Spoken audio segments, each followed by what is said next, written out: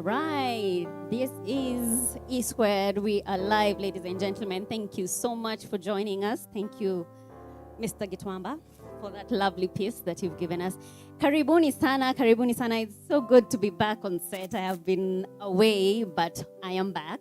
And it's so nice to join us. Karibu sana, Caro. I have a new co-host. No, karibu sana, Josephine. Oh, you're not to be welcoming me? Yeah. Oh, yeah. And you guys have been doing a wonderful job. Thank you so much. Hype pinches, Thank holding you. down the fort. Thank you. Hey, and we cannot wait to see you guys again. Amen. You've done a really, really good job. Thank and yeah, but it's good to be back. It's really good to be back, and it's good to find everyone back. And yeah, I've been following you guys now. Nimekuwa nikiona comments zenyu. And yeah, please join us today. Join us today and give us your feedback as usual. Tell us what you love about the show today. Yeah. We just have an amazing show as usual. Yeah. And remember, guys, if you're watching us for the first time, thank you so much for joining us on E Squared. Remember to leave a comment. Let us know what you think about E Squared. Subscribe, of course, and hit the notification bell so that anytime we put out our content, you are able to access it. Na kama wewe ni ule viewer wetu wa kawaida, thank you so much. We do not take you for granted. We love you guys so much. And thank you so much for always keeping it E Squared right here on YouTube, 2 p.m. every Saturday. Every Saturday, yeah. And it's always nice to hear from you guys. So as always, if you comment, we always read your comments on the comment section. So when you comment, when you ask a question, when you just holler and say what's up, we really, really are glad because we know we are not talking to ourselves. Hakuna kitu mbaya kama kujua. Plus, it feels good that we have company, on the other side of these cameras. So, yeah, guys, send your comments, feedback. And we have an amazing, amazing lineup of guests today. As always. As always. Yeah. And you have been having a really interesting topic that you've been discussing this month. Yeah. I've been following it, but I've been following it about mental health. Yeah. And it has been eye-opening, to say the least. Yes. And today's conversation actually ndio itafungua watu macho kabisa because it's something that happens in the community every day. But exactly at what point do you know that mtu amekubodishia mama anakuambia tu ukweli, you see? So those are the conversations we're going to having today. And we have Samuel Luchemo. He's a mental advocate. He's going to be taking us through that conversation. And of course, tuko na wasanii pia watatupea entertainment. Entertainment has to be around. Yeah, I can't wait to hear this conversation about body shaming. You guys, I asked you a question yesterday on my Instagram and I got comments and people DM'd me, and we would love to hear your thoughts about body shaming. It's just this week, like it was so coincidental that we are talking about body shaming, and just this week, the president our president has been on the body shamed. receiving end on about body shaming. Yeah, Like it's it so was sad. so bad. Yeah. And Yeah. that tells a lot, because if that is the president and he has that power, Imagine. and people can go at him that wild, Yeah. imagine what it can do to someone who's Yeah, just a your common kawaida kawaida. person, you, me, your cousin, your friend, your relative, your mom, your brother. You know, it Yeah. happens to everyone. Anyone can be body shamed. So, guys, let's chime into this conversation. Join us on this YouTube, on our YouTube platform. We are also on Instagram, Twitter. We're on Facebook. Yeah.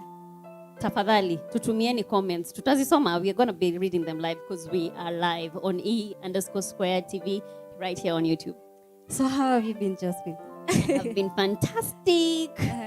That break was refreshing. I feel fresh.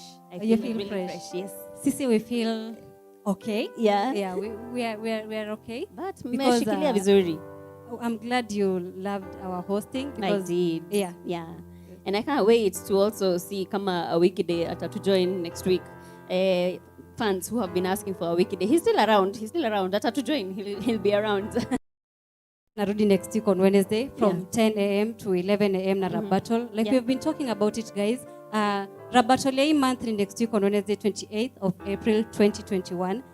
If you know you have it, maze, itakuwa moto because it's going to be crazy. Yeti rappers wenye wako, si jokes. All right, okay. And yeah, I think we can get this show started, yeah? Yeah. But, oh my God. We have our Did You Know segment. Yeah. Yeah, I'm always teasing a weekday on this because anatakaanga kusema hizi vitu. So our Did You Know segment today, we give you guys totally random facts that you can use to look intelligent in a conversation. So today it's about the English language. Yeah, I know you guys have heard this sentence a lot. The quick brown fox jumps over the lazy dog. The quick brown fox jumps over the lazy dog. Do you know that sentence? That whole sentence has used all the letters of the English language. All of them from A to Z. I didn't know. Now I know. Now you know. And now you know, guys. Yeah. And without further ado, guys, let's start this show. Let's get this show on the road. And we have an amazing artist who is going to start the show today. Caro, please do us the honors of introducing for us our very, very first artist of the day. Before we introduce the first artist, I'd love to also push you to the deepest end. Yeah. So we're having a conversation on body shaming. As Josephine, have you ever found yourself in that state? Mtu ashaiku body shame? Yes. About my height. But I think from a very early age, you know, me, I've always been short. And now watu wakicheka huko bad screen. But I've always been short for like the longest time. So I never really thought about it until quite recently when I started reading. I'm like, oh, by the way, these guys have actually been shaming me about my height. But to a certain extent, I think I choose to take it positively. It has never really affected esteem in any way, because I think I accepted, you know, my height. My mom is short, so and she was comfortable. She's always been comfortable in her height, so I never thought that it okay for me. It didn't affect me in any way. But I know there are people who it can go overboard.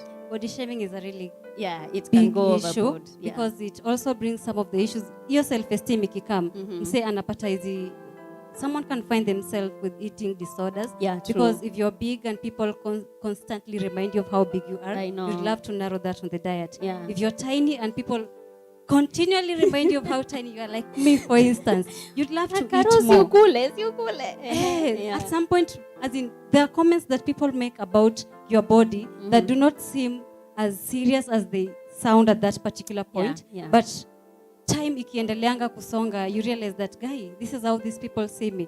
But you know, the minute you accept to take all that positive energy and run with this towards the negative side, you'll be good. Yeah. For instance, Sandra Dacha alichukua hizo comments zote, watu wanamwambianga na kula comments zake akakimbia nazo. I know, and talks about it openly. She's very comfortable in her skin. Even Naomi Nganga, she has done an amazing job. Like now she has become like a plus size model, and she's doing an amazing job. Even with the fashion line that she has, you know, she has embraced herself, and she's really trying to also get other women to embrace their plus size, you know. We are beautiful. And the recent case of our president, Manze, that tells a lot. People really need to learn. We need to get out of that cocoon. Manze, if you're comfortable with your skin, with your color, with your height, that's very fine. Acha kushinda ukitukumbusha sisi wafupi, like, sisi ni wafupi. We know we are short. Please tell us something new. Yeah? Yeah. Hey, okay. People are getting their emotions high over here. All right, let's get our very first artist to cool down kidogo. Alafu we get into the thick of things with this conversation. You can clearly tell this is a very emotional topic. So guys, please, we'd love to hear from you. Bring your friends to join us on this conversation. Please, we would love to hear from you guys. Okay. Right. Introducing the first artist of the day, ladies and gentlemen, TIMAM.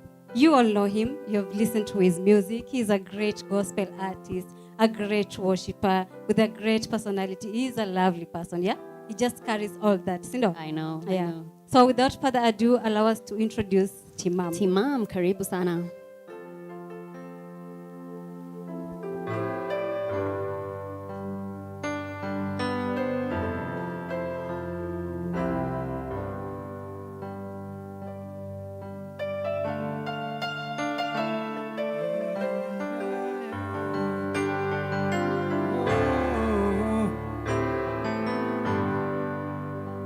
Nitatupa idhaa bila wewe, nipeleke niwezika bila wewe, nimekosa ujanja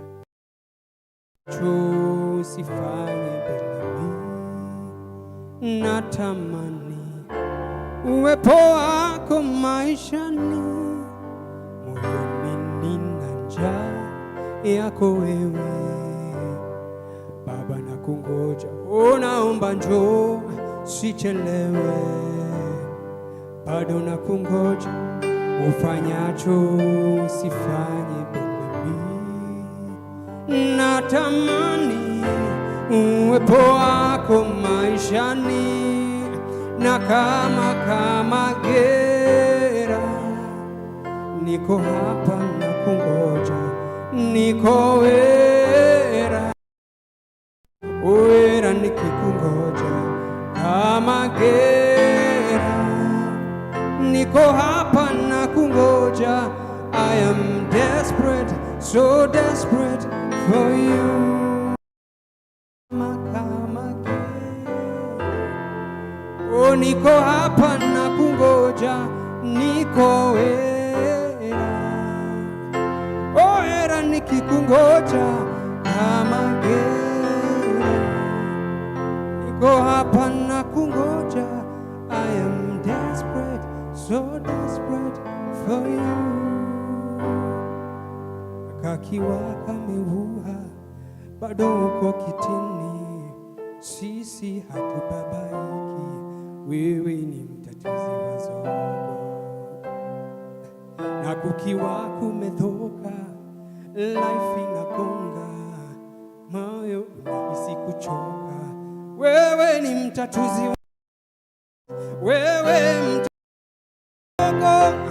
haucheza kidogo, ligi yako ni sote, unajiweka kando, ndo ucheze kiwewe.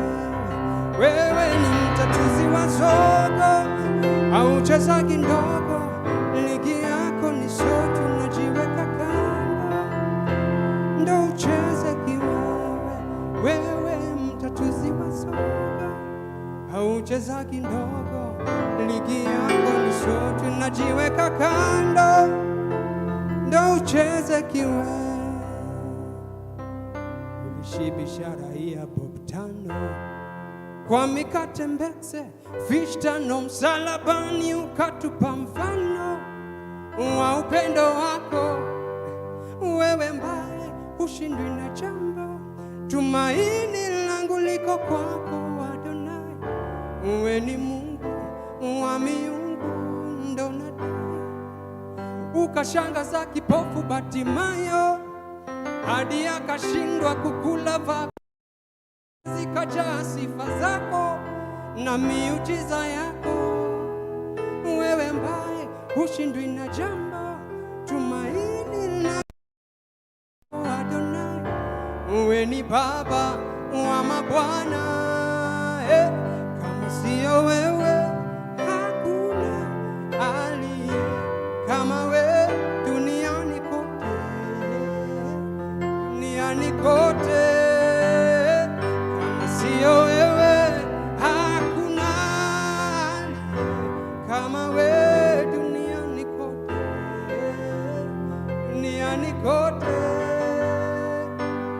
Nita preach na jeans, shingo slim, majanje wajue Yesu yu hai, Yesu yu hai.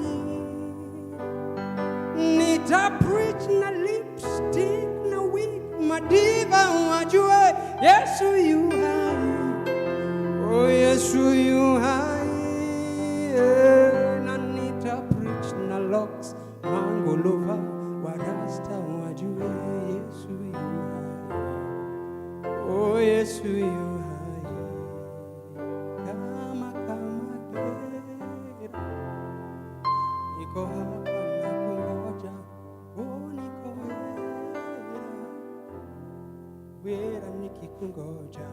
Kama gera, niko hapa na kungoja. I am desperate, so desperate for you.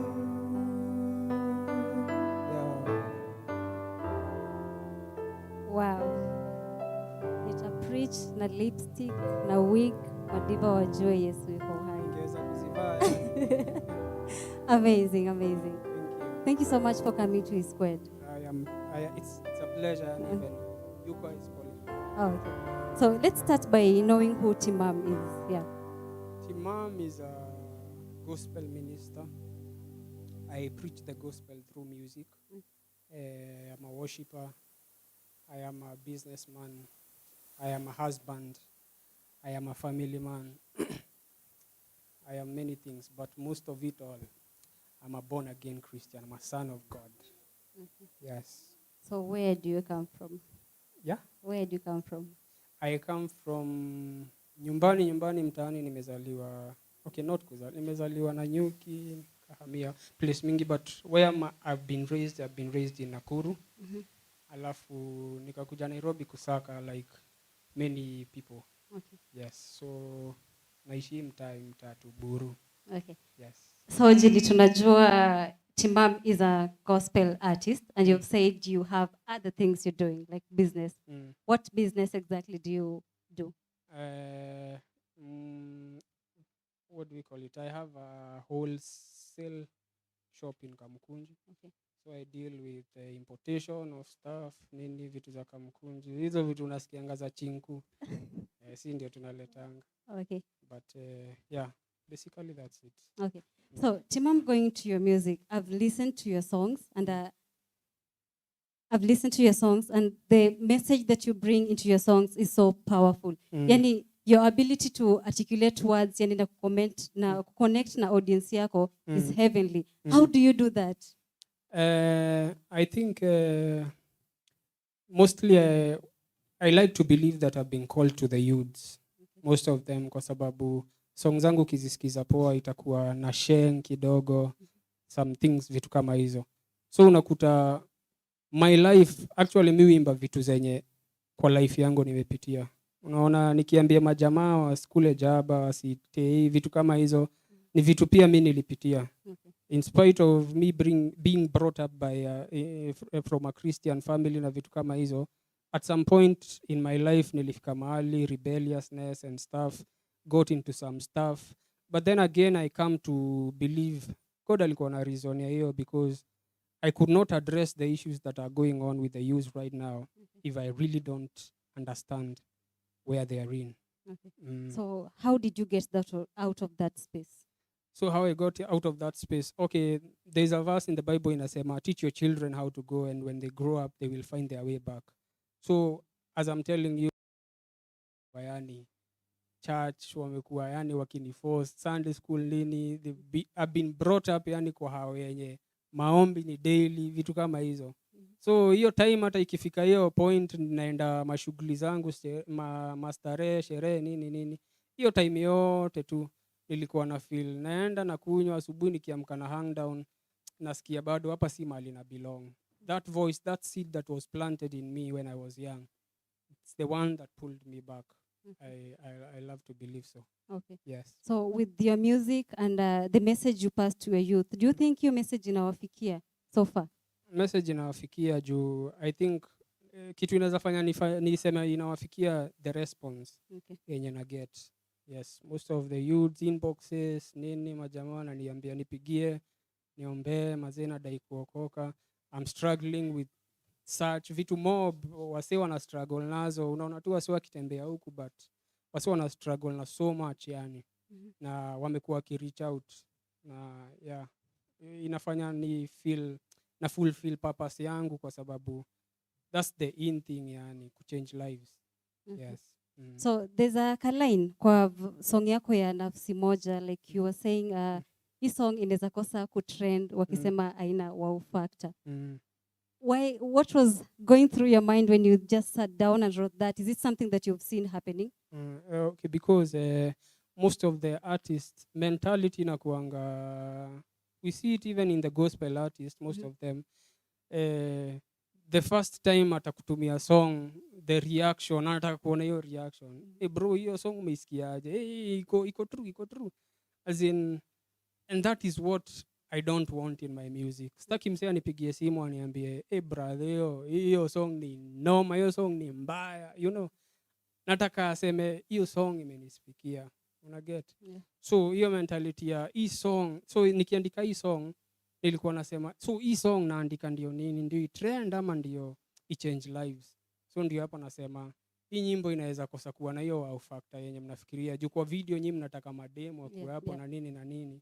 But mi nataka hii song hata kama itafikia wase wengi, ifikie tu hiyo nafsi moja mwenye amechoka na life. Na ndio nakwambia wase wana go through so much huku nje, wanatamani kuchange, but I think hawana hiyo voice.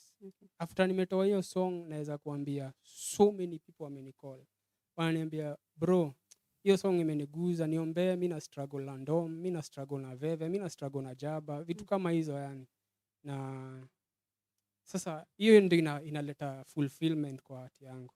Yeah, inaweza kosa kutrend, but hiyo heart moja tu. So how does that make you feel, knowing that your music is actually impacting lives? Now that makes me feel as in I am doing God predestined me to do. You know, kwa sababu hakuna kitu yuleta fulfillment na peace kama kuimpact life za wase. Bible inasema ati be transformed by the renewal of your mind. Ukibonga hizi words zikitoka na wase wazikubali, ndio transformation inakam. Una get? Na Bible pia inaendelea kusema ati grace and peace be multiplied unto you according to the knowledge of God, or through the knowledge of God. So the moment una impact wase na knowledge ya God, waget kujua who they are and whose they are, na venye God amewachukulia, waache kuona kaa God amewajamia. Unajua kuna I think religion imepaint picture bad ya God mpaka wase hawezi approach God venye inafaa. Wase wako na so much wamehold back na zinawakula manze. So hii voice na of which naona pia preachers wana rise up daily, wanapata hiyo revelation ya the true gospel na vitu kama hizo, of which hiyo gospel ndio inafaa ku sell people at liberty. The book of James inasema continue in the perfect law of liberty. So hiyo liberty, hii liberty, hii gospel inafaa kupatia watu liberty, but unaona watu wanakuja church na mizigo mob. Watu wanakuja wanasema Yesu anasema kujeni ni wavue mizigo, wakikuja church mazee mnaongezea mizigo zingine jo mpaka church inakuwa hata ngumu. Nimekuta wasee wako huko nje, unaenda kuwahubiria kwa place za jaba, wanakuambia wanakupatia mpaka ma scriptures wenyewe. Wamekuwa church but hawafind hiyo kitu, hiyo the real gospel. I guess. Yes. So what exactly is that picture yenye watu wamepaint about religion ndio ina cause some of those issues you in, like when you go talking to guys who do Jabba, they're like, they know exactly what the scripture says, but maybe they've had experiences in the past that zinawazuia tena kurudi kwa church. Yeah. You know, vile tu nimekuambia Bible inasema may grace and peace be multiplied through the knowledge of God. Unajua bila we kujua God manze, utafikiria yeye ni panisha, akona anakujudge na vitu kama hizo. In the book of Corinthians inasema but he go telling them that in Christ, he was reconciling man to himself through Christ, not imputing sin on people. Unacheki? So the moment umeportray God kama mtu yani unajua watu wanaonanganika God ako mahali na nyahunyu, wanangojea tu mesa chape. So it is the love of God, Bible inasema hivyo, that leads men to repentance. The moment umewafunulia the reason as to why even Jesus came, it is because of that love yani. Wache kuona nikaa God anawajudge so harshly na vitu kama hizo. Waget ku accept God venye yuko, kwa sababu ni through his mercies and his grace yani ndio hata tuko tu hapa hivi. Ndio judgment ilikuwa hata in the Old Testament na itakuwa afterwards, but this time kuna grace. Unaget? Na the reason as to why God anatupatia hiyo grace ni tuweze kutransform, tuweze kuchange. Hatutaki kwenda hell kwa sababu tunaogopa kwenda heaven. Tunataka kwenda heaven juu tunataka kuwa huko. Unaget? So yeah, watu waget kujua God na ita change, by then ina change everything. So you talked of artists, you focusing on the message rather than the trends and the views. Do you think that's where our artists miss it, focusing on the views and the trends rather than the message they intend to pass to the audience? Okay, siwezi sema hivyo kwa sababu I don't know most of them na sijui venye wako, but one thing I know ni ati watu wengi wanza poa, watu wanakuwaga cold actually, but I think within hapo kwa barabara vitu mob zinafanya wa compromise, kwa sababu the moment umeenda kuperform umekanjwa do fulani, the moment umekosa hiyo do na una get na unaona na ni tu kufanya ka controversy tu fulani ni trend na do ikam na vitu kama hizo, unachiki bills pia ziko, landlord adai kujua sijui ati nini, so unakuta wengi wana compromise kwa sababu ya the situations that are there, but I think God tu ataleta tu change tu pole pole. Okay. We should pray for them. Okay. Mungu atawabadilisha with time, yeah. Okay. So before you got into the music space, what did you want to achieve with the music other than touching lives? Is there something else? I think yangu imekuwa tu about souls. But then unaona sikuanza music sahi. Back then, before nikamsa kurealize ni nini God amenicall, I used to do music bado, but ni music haijengi, unaget? So ile time sasa nika have na encounter na God na I came to realize that this is what I'm called for. So right now is about souls. Okay. Souls. Yeah. Okay. So is your music influenced by certain concepts or themes? Some are their real life situations? Most of them ni real life situations. Okay. I talk about what I'm experiencing. Kama Gera niliandika time nilikuwa na ngoja God. Mtatuzi wa Zogo niliandika hata mimi nilikuwa down mbaya, bado naambia tu God mazee, wewe bado ni mtatuzi wa Zogo. Na funny ni ati pia watu wengine walikuwa wanapitia through hizo, so ilispikia pia wengine. So I think day by day labda inspiration inatoka place. So like would you say, you've said it feels nice when you get feedback of how your music has impacted lives. So would you say you've actually achieved that ultimate goal, ama you're still headed there? Bado tunaenda tu mpaka ifikie dunia mzima yani. Okay. Unajua in a race yani, in a race venye tu nilikuwa nakwambia Bible inasema God was in Christ reconciling man to himself. Ni mbaya sana manzee, wewe uko na the solution ndani yako, but wengi wako huku nje mazee hawana hiyo solution, na wewe ndio uko na hiyo solution. So as far as hawa wako nje mazee hawajapata hiyo solution, I don't think ni time ya kupumzika, ni time tu bado ya kudo it until wakam to the realization of who they are and whose they are. Okay. So which of your songs is your favorite?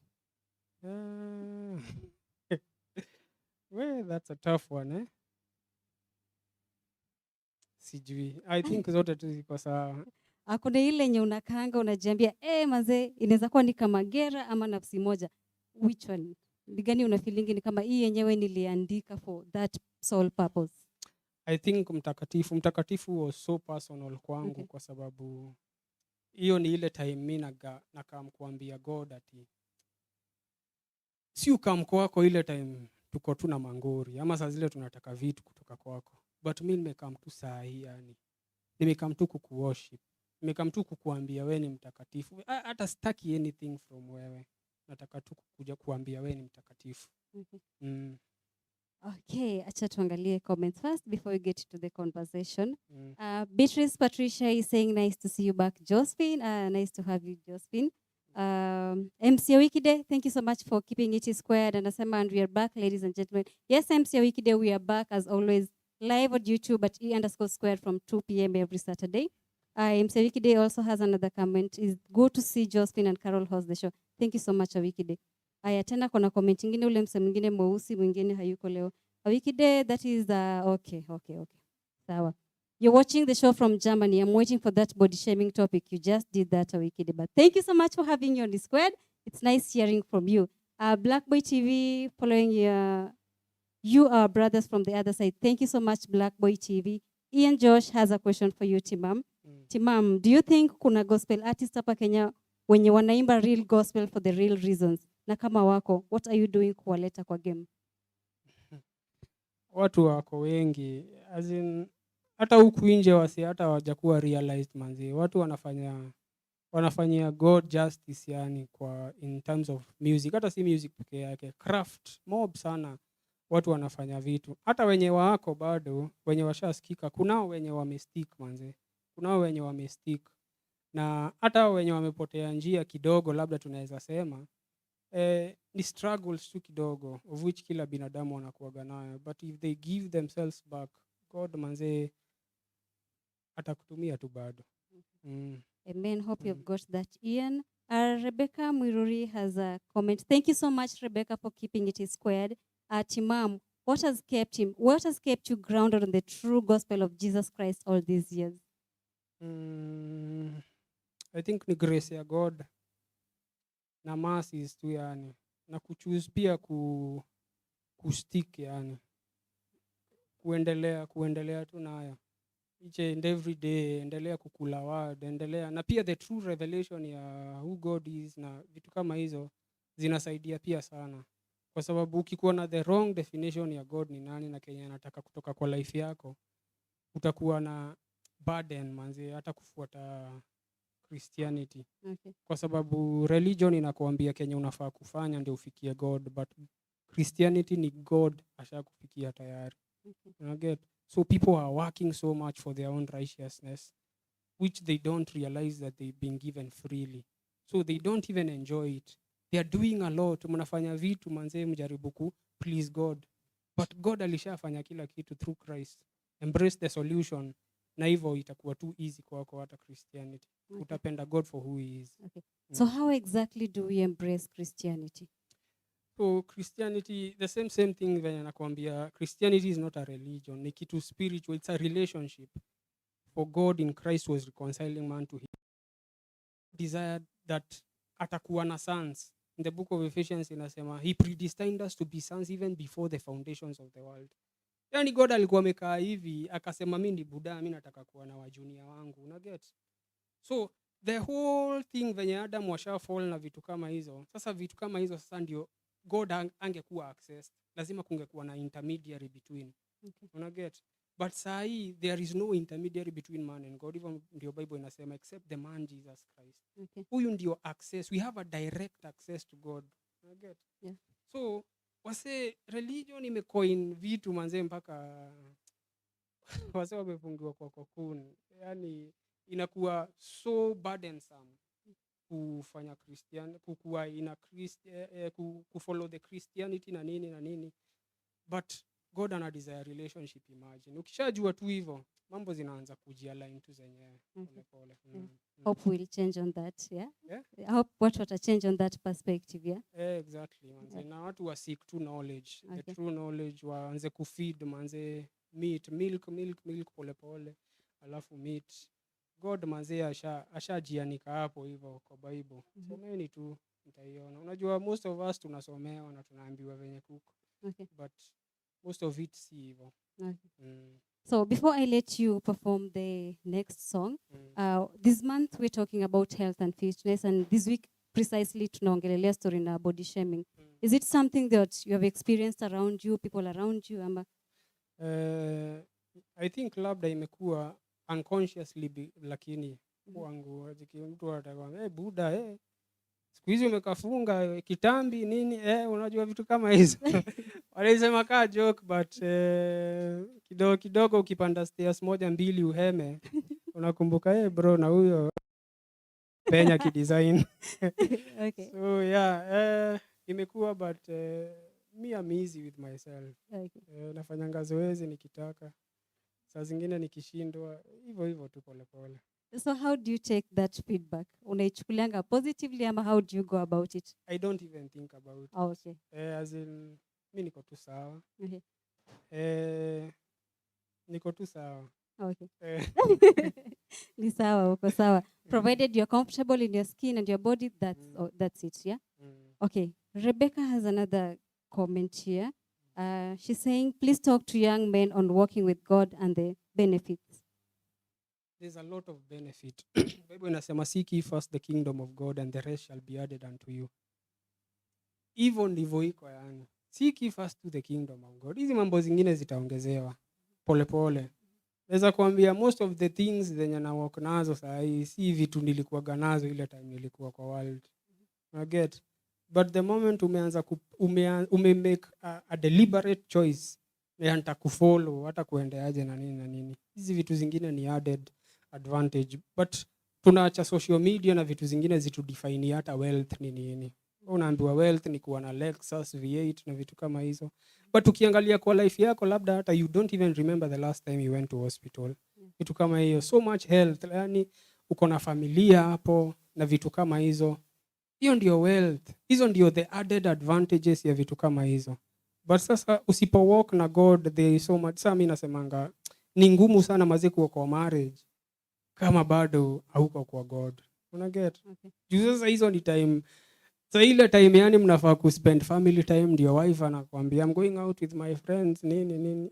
Unacheki. Hazia anakuambia ati sijui nini. Mara kidogo mavita alikuja akiwa pay sijui kuna vitu mob sana so hauna peace kwa hiyo nyumba vitu kuna advantages mob sana kuwa kwa God. Okay. Juu sasa mimi ni time gani sasa hiyo nitaenda nipige wife nikiwa high on what? Yeah. Unaona vitu kama hizo na una get sasa ku understand that this is as much as she is your wife she's a daughter of God. Una get? Yeah. So vitu kama hizo inakulainishia maisha tu pole pole yeah. Hope you have heard that, Rebecca, and to our viewers here, hope they get that. Finding peace in God gives you the comfort of moving forward. You don't even need those other things to add on your wealth. Just knowing God, being comfortable in that gives you that also. So before I let you perform Nafsi Moja, what prompted that song? Nafsi Moja. A lot of factors. Sana mabeste unajua tunakuanga na inaitwa cliche Christianity. Ile design hatutakangi hata kuwa na mabeste wengine kwa world. Vitu kama hizo mimi na mabeste wangu ni wa church nini. But mimi na mabeste wengi sana all over. That is where I learn the sheng, that is where I learn what is going on na vitu kama hizo. Okay, I don't hang out with them so much because pia wale watu na hang out nao na nini. But once in a while I make time for them. So there are so many of my friends wanna struggle na stuff. Ndio nakwambia bro manzejo niombejo mimi na struggle na kingdom. Mazee niache tu. Hiki tunasikia tu imenichokesha. Ana try but inamchokesha. Vitu kama hizo mimi na struggle na jaba, mimi na struggle na masturbation. Vitu kama hizo waseo yani wamekubongesha wengi. So hiyo ndio ilikam sasa ikatrigger hiyo kitu. By the way wase wana struggle na stuff but God unajua hiyo soul moja tu ukiamua ni kuichange unaweza ichange. Amen. So like, is it possible kukuwa nao mabeshte, like you have a number of friends, you are born again, and you do not find yourself on the other side? Is it really possible? It is possible, but you have to first wewe kwanza ujizike. You drown yourself into okay, like nikiombea msee aokoke, the first advice nakuambiaga tu chorea kwanza hao mabeste ulikuwaga nao. Okay. Probably utakam kwao ushakuwa strong na vitu kama hizo, but tena not hanging out at kila time mko na wao, but sometime just reach out for them, make time for them. Wakute ni aje majamaa tukule kanyama na nini, mkienda hapo mkibonga tu story na nini, unaenda unawaguzia ni aje Christ, vitu kama hizo. Unajitoa hivyo tu. Hizo seeds unasow kwao, ndio time itafika wakupigie simu wakuambie bro, by the way time yangu imefika jo. Tupatane jo, niombee tu niokoke na feel in your time. Una get? Julie plant seeds, but hawa wase ukiwaachilia unatarajia nani ndiye atawahubiria? Una get? Wewe uliyeko kwa life yao for a reason. So reach out kwao, wafikie tu mmoja pole. Hata kama itakucost do. Chukua do, waambie ni aje tukutane kanyama nini, pay for the bill, vitu kama ni aje church, mimi nataka nikupeleke church siku moja nini. Lipia tafea, muendee hata mahali yako kama uko na ndai, vitu kama hizo. Hiyo ndio ministry maze, si kukaa pale mbele na kupreach na nini. Tuliachia mapasi kazi ya ministry, na sisi wote tunafaa kwa ministry. Una get? So I think ni hivyo. Okay. Sawa, si we get that song and then I'll come back. No. Sawa. Okay.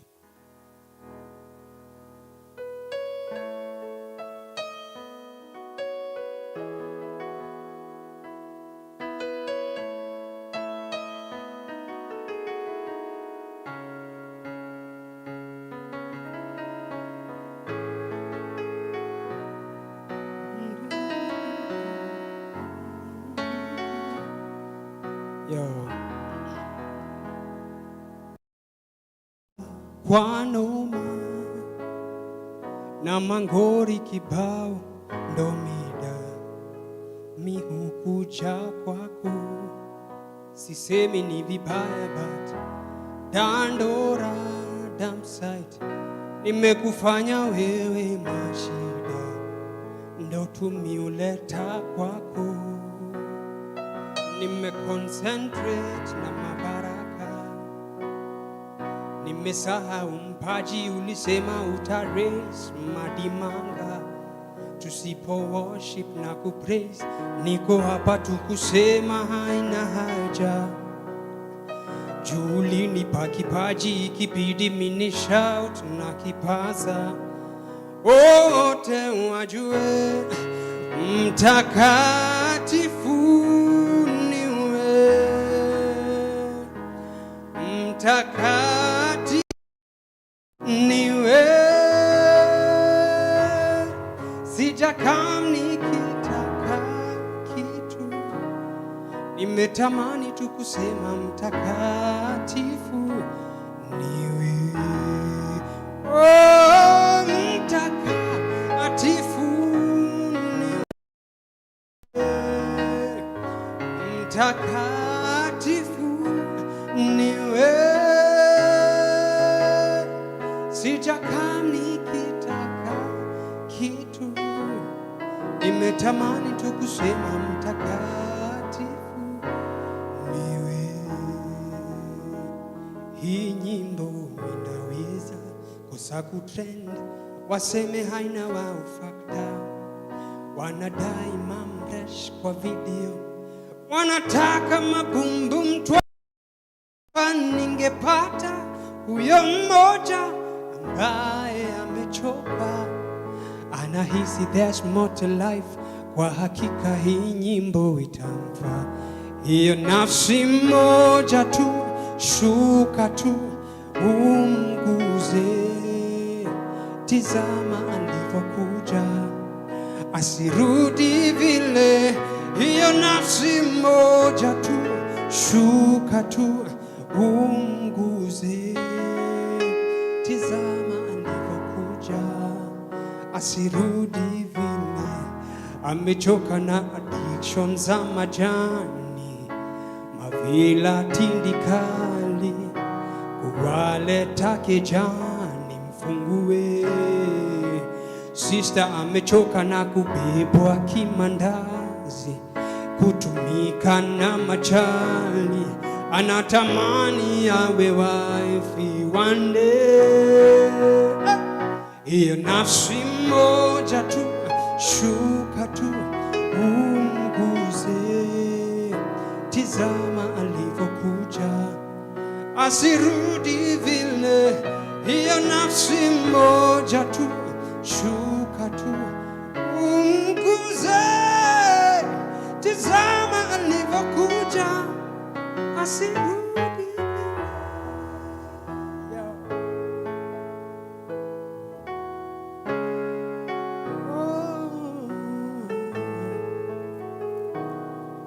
Asirudi vile. Oh, big up to my boy Gitwamba kwenye keys. Thank you so much, Gitwa. Funny right here on E Squared, yeah? And thank you so much, TIMAM. You are a blessing. Keep shining, keep spreading your word. You have blessed us with your word, and we do not take it for granted. You know? Thank you. Yeah, thank you so much. Nashukuru. So, guys, that was TIMAM with a lovely message. I hope you guys have gotten something out of that conversation. You need God to find the peace and the comfort. For now, I'd love to, but before Josephine comes in, we'll be going to having that body shaming conversation with Samuel LUCHEMO. He's already here. And you guys would love to get busy with the comments, yeah? Tuma hizo maswali umekuanga ukitaka kuuliza on body shaming. We're going to get answers today, yeah? On mental health, yeah? Josephine. Yep. That was a lovely conversation with TIMAM. Hey, he was preaching. The song has very deep lyrics. Not even his music. Even what he has said here, there's so much truth. So much truth. I have learned so much. Plus, I hope gospel artists, if there was any gospel artist who was watching there, they felt convicted, because what he has to say is very can help them in their music journey, in their music ministry. Yeah. And wow, it was amazing. And I also love the fact that he doesn't dwell so much on the views and the trends. Yeah. He just wants to touch a life. That's all. That's it. Yeah. Yeah. And that's so amazing.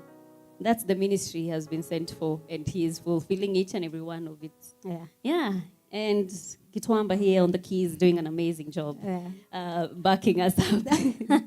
It's nice to have you on E Squared.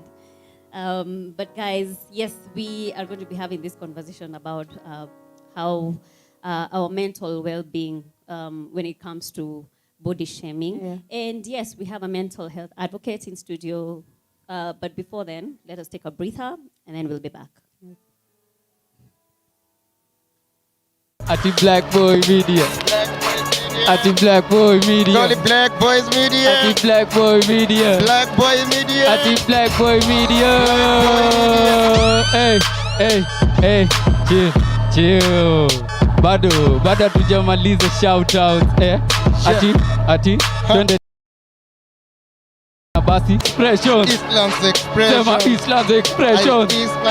Sema Islam's expression. Islam's expression. Sema Islam's expression. Islam's expression. Mina saka daily, mina taka pesa, mina toka take pesa, imeweza game tunacheza, mina come kutesa. I make it rain, you can check the weather. On the run and I'm getting better. Chain drip cause the ice weather. Flow tidy, I'm the janitor. Strike a pose, bring a camera. Call the money on my cellular. Back and forth because I'm dangerous. I mean it, the win it, the dollar, the shillings, the music business getting serious. Swag got me looking fabulous.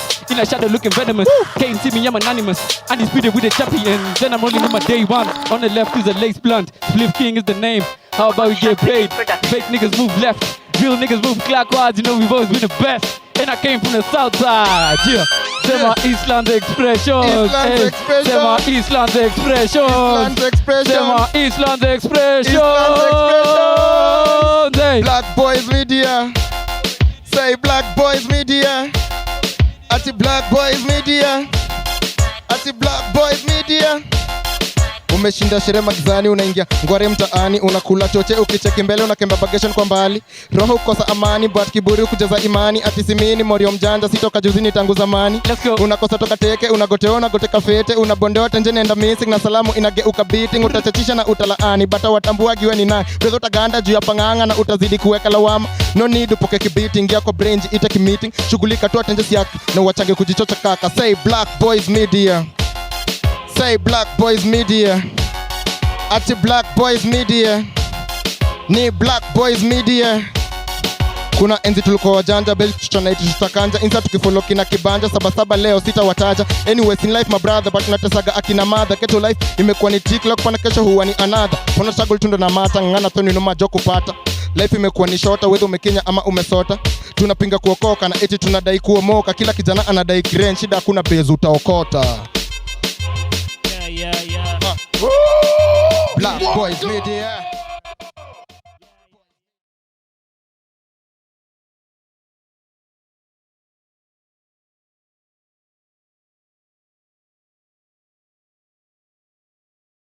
Ati Black Boy Media. Ati Black Boy Media. Call it Black Boys Media. Ati Black Boy Media. Black Boys Media. Ati Black Boy Media. Hey, chill. Bado hatujamaliza shout out. Ati twende tena basi. Sema Eastlands Expression. Eastlands Expression. Sema Eastlands Expression. Sema Eastlands Expression. Sema Eastlands Expression. Mina taka daily, mina taka pesa, mina toka take pesa, imeweza game tunacheza, mina come kutesa. I make it rain, you can check the weather. On the run and I'm getting better. Chain drip cause the ice weather. Flow tidy, I'm the janitor. Strike a pose, bring a camera. Call the money on my cellular. Back and forth because I'm dangerous. The minute to win it, the dollar, the shilling, the music business getting serious. Swag got me looking fabulous. In a shadow looking venomous. Can't see me, I'm anonymous. Undisputed with the champion. Then I'm rolling with my day one. On the left is a lace blunt. Spliff King is the name. How about we get paid? Fake niggas move left. Real niggas move clockwise. You know we've always been the best. And I came from the south side. Yeah. Sema Eastlands Expression. Sema Eastlands Expression. Sema Eastlands Expression. Black Boys Media. Say Black Boys Media. Ati Black Boys Media. Ati Black Boys Media.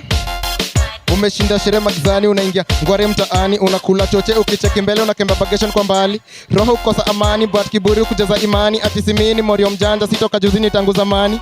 Unakosa toka teke, unagoteona goteka fete, unabondewa tenjeni enda missing na salamu inageuka beating. Utachachisha na utalaani, bata watambuagi we ni nani. Brezo utaganda juu ya panganga na utazidi kuweka lawama. No need upoke kibeating, ingia kwa brain ita kimeeting. Shughulika tu atenje siaki na uachange kujichocha kaka. Say Black Boys Media.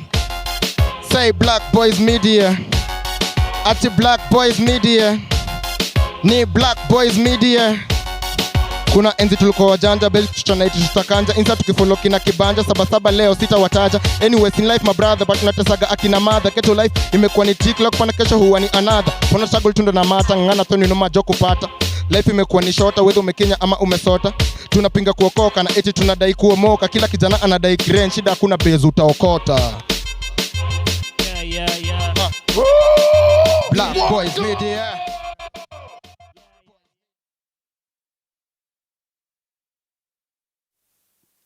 And we are back. Thanks, guys. Thank you so much, guys, for staying with us. That video that has just been playing was just a quick reminder that we are having the rap battle this week with a wiki day. He's going to be hosting you guys who will turn up for the rap battle right here on Wednesday. So please join us on Wednesday. We're going to be live and bring people to cheer on your favorite rapper, your favorite freestyle artist. And yeah, we're going to have fun. But right about now, I'm joined by Samuel LUCHEMO. He's a film producer. You're a director as well. And on this other side, you're also a mental health advocate. Thank you so much for joining us. Thank you for coming to A Squared. Thanks a lot. Yeah, it's good to have you join us with this conversation that we are having. This whole month about mental health and fitness, and we felt like it was about time we had a conversation about body shaming and how it affects us in our mental spaces, you know. And it was so coincidental that this week, people people on the Bird app on Twitter, they were busy body shaming our president. And yeah, I think it was even the reason. There's a time he had even left social media because he was saying trolling has become too much. He couldn't handle it. Yeah, I mean, what do you think about what has happened this week? Okay. But basing on the topic of the president, as much as every person has their own opinion and stuff like that, the body shaming to somebody, anyone, it's not good. One thing I would not, how can I say? I don't accept that kind of behavior. It's not. It's not. It's humane. All I can say. It's cowardly. So why body shame somebody? Are you, how can I say, insecure for what he has that you don't have, or do you have certain problems in your life? You kind of reflect it on the other person that you body shaming. That's what I believe. Yeah, to some extent, I think people project their own issues onto others. But do you think that's the main driving force to why people body shame others? I mean, this is something that happens right from our homes, you know? And guys think, this guy was just dissing me. And you don't take it as a very serious thing. Then later, when it now comes from someone who you don't know, or other people who you don't know, then you realize, oh wait, these guys, why do they keep telling me this? What could be the problem? Where does this come from? I can use this one sentence. Haters are you fans in disguise. So the people who body shame you, psychologically, there's always something they admire about you, but they try to put you down to be on the same level. Either you're up to them, because any person, let's say like Bill Gates, if I start body shaming Bill Gates, it's clear I really would like to be like him, to have a lot of money like him, but I can't. So I try to look for something to body shame him, or I body shame P. Diddy and stuff like that. So it's actually psychological. Any person who, what's the word I'm looking for? Any person who threatens you in one way or another, you find certain ways to make them look bad, but actually you're the only one in that situation. People will appraise you for what you've done, but if you're put as one individual to face that person, you won't do it. True. That's very true. So body shaming comes when there's an audience. So if there's no audience, then the person doesn't see any reason to do that, because they want people now to, what is it called? Kuchangia. Yeah. Yes, kuchangia, whatever he or she is saying about you. Mm-hmm. But if there's no audience, there's nothing. You don't have the content. Exactly.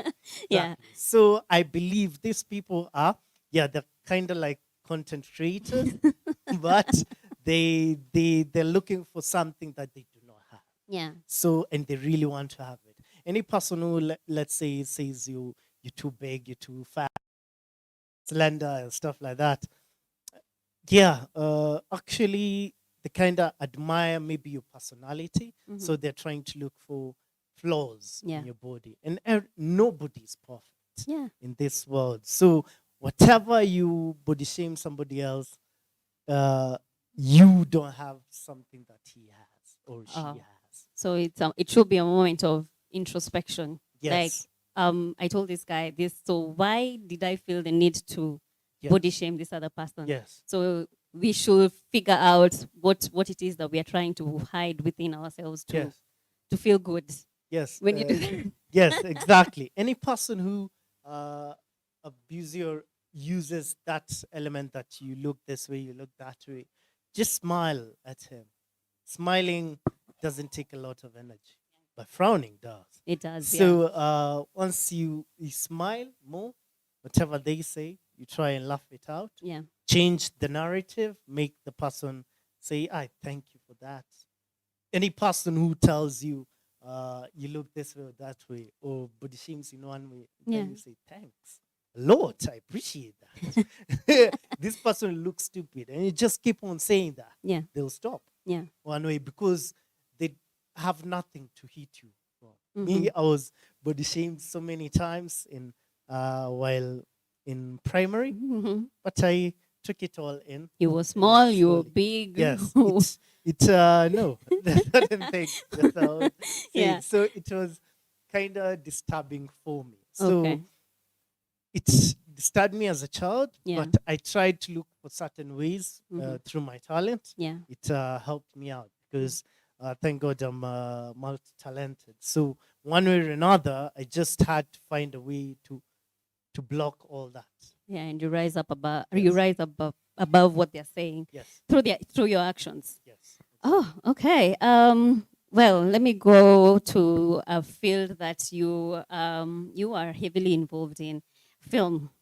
And here in Kenya, we hear different stories about if someone is not being body shamed, actors, actresses, if they're not being body shamed, it's being judged on about their color, the color of their Yes. skin, colorism, which is weird because I mean we're all black. Yeah. I don't understand it anyway. But you're a casting director Yes. as well, and I'm sure you have met actors and actresses who have gone through this. Yes. How are you changing the narrative, being that you're in the space that you are in now? Okay. Being a producer plus a cast director, what I usually do is clients reach out to me basing on whatever they need as an actor, model, and stuff like that. So I select the people based on their description, not my need. So whatever any person would, certain clients would want maybe dark skin, chocolate, light skin, and stuff like that. Even other colors. So yeah, at the end of the day, that's what he or she wants. But that doesn't mean you're not of value. Because one way or another, this is Kenya specifically. So you will not find a film where there's only light skins, there's only dark people. No, unless it's, I don't know. I can't even give an example. Yeah. So you'll always find that mixture. So Mhm. one way or another, I always tell people do not give up because you've been seeing light skins being selected more, chocolate or stuff like that. Yeah. Your time will come. Whatever, if it's their time to shine, let them shine. When your time actually comes Mhm.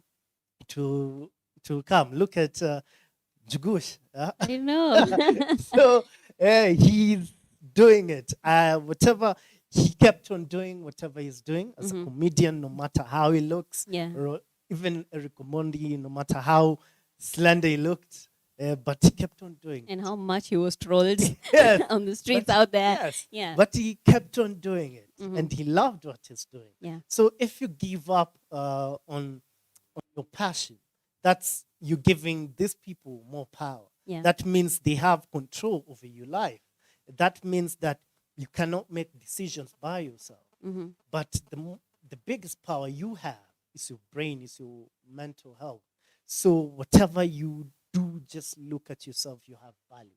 Because your mind is the most powerful thing you can ever have. True. So this, whenever any person would say this or that about the color of their skins, look at even albinos. What a person who living with albinism, Yeah. what would they say? Yeah. You'll find few of them in the film industry or the music industry. Personally, I've done films that I had to include people living with albinism because I didn't like that people don't appreciate this. Mhm. People. Yeah. I've done a movie recently that was nominated, or rather selected for an international award. So Congratulations. Yeah.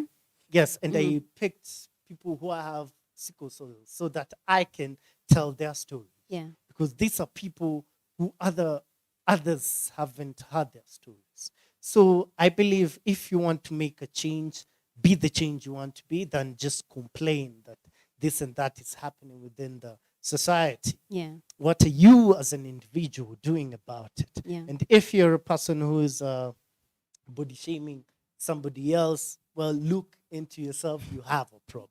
Yeah.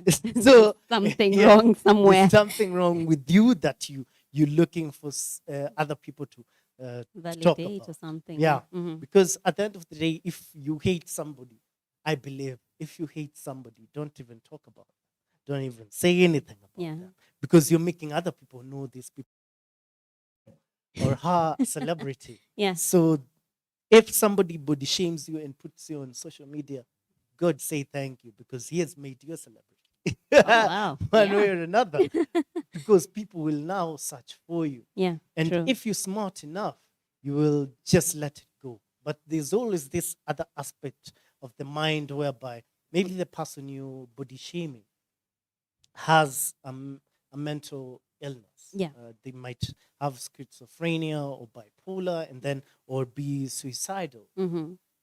These people who body shame are not, how can I say, aware, or rather, don't look at that aspect. True. You're losing one life to somewhere, because there's another lady in South Africa, a small girl, was I think last week or something, was bullied by people, how she looked and stuff like that, cyber bullying. Yeah. And she committed suicide Oh, out God. of that. And this is a life we've lost, because she might have been a powerful person or I with know, a yeah. great future. Mm-hmm. But Yeah. because of this, Mm-hmm. remember, whenever you body shame somebody, you might be the cause of their death or whatever happens to them next. That's heavy. That's So, heavy. yeah. And you don't want that on your shoulders, Exactly. man. Yeah. So always be careful whatever you say, because your tongue has a lot of power. Yeah. And you might not think of it. You think you're just having fun. Mm-hmm. But, end of the day. I realized that we got into this conversation, and probably someone might be asking, what exactly is body shaming? If I look at you and decide and tell you, hey, na umeunga siku hizi, or like, hey, gym bana, si tuanze gym, because you've already had a notion that hey, this guy, man, something needs to be done. Is that body shaming, even if it's your friend or your sister or your BFF? Is that body shaming? Like, what exactly is body shaming? I can say body shaming. There are two ways of body shaming. Shaming: physical, you tell now the person, and then there's the psychological, that you kind of show this person indirectly that they're not worthy. So it's just the way it's different contexts how you put certain things, and the more you say it, now it impacts somebody one way or another, either in a bad way or others in a good way. So it just depends, because maybe there are other people who have never looked at that person, say if she's beautiful or ugly, Yeah. and then whatever you say be a compliment to them. Mhm. Yeah. So every person is different, and there are different contexts of how it's not what you say, but how you say it, Yeah. how you keep on saying it. And I find this even bad with ladies, because at least us guys sometimes we put certain subliminal jokes, Yeah. but with the ladies it's really painful. Yeah, it is. Yeah. Yeah. It hurts. Yes, so they go in depth into you, say certain things about you, and it's really not good. So the way they say it with pain and anger, it's just the context of how you say it. Yeah. If I tell you that there's somebody who can tell you you look fat while he's smiling, and you take that offensively, then there's somebody who will tell you you look fat while he doesn't smile. Yeah. Or maybe a comedian tells you you look fat, maybe you big, Yeah. but he tells you that. You laugh because you know him as a comedian, so Yeah. you won't take it Okay. bad.